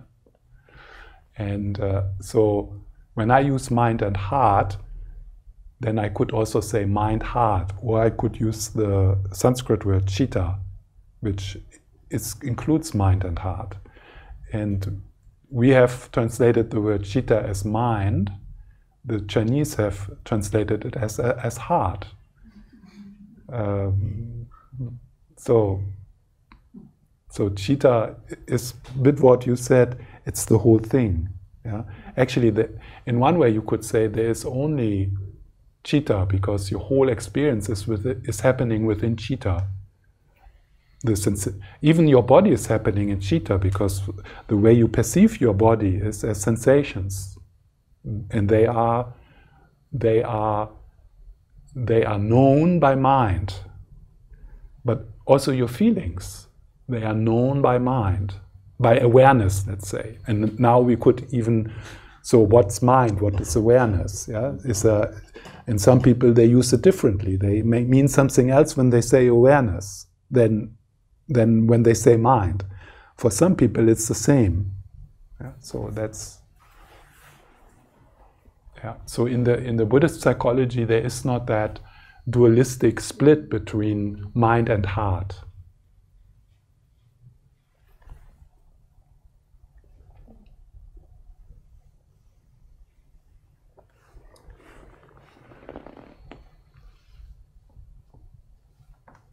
So what happened with you? What happens with you with the instruction I gave a few times? The heart like the sky. Yeah. What happened? What happens with this when I say that? I mean, I think I was. It was not the anatomical heart exploding. I think it was more in the sky. Yeah. Yeah. Yeah. And can you know? Most of the instructions say the mind like the heart, the mind like the sky. Huh? So if I say the mind like the sky, and then I say the heart like the sky, does it feel differently for you? Yeah. Yeah. It does, because I think heart, in the same way as love, has a Heart is okay. very, Yeah. in one way anatomical, but also very like, romantic in a way. So how does this two, you know, like if you do a kind of 1 second meditation. So mind like the heart, mind like the sky, mind like the sky, heart like the sky. What would you say would be more,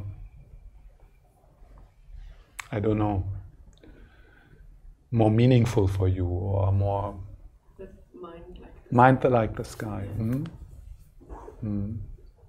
That is more, you feel more space than more like, yeah. Yeah, the heart is small. Yeah, okay.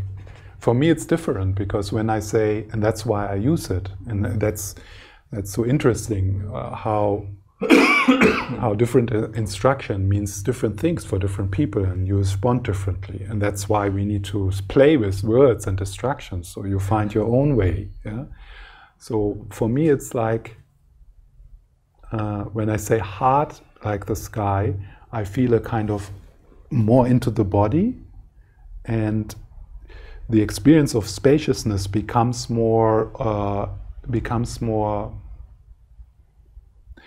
richer, becomes more like loving. You use the word loving, becomes more loving. So mind like the sky feels a bit more, it also feels spacious, but something is missing. It's a bit cold up there, yeah? The body is missing, and the love is missing, and, you know, vitality is missing. It's just like, you know, space. But when I say the heart like the sky, then there is also the space, but it's imbued with that tenderness. Yeah, so that happens for me, and so that's why it's not that long that I kind of shift that phrase. Yeah, but it's good to hear that there's yeah, and it's obvious. Different instructions mean different things for different people.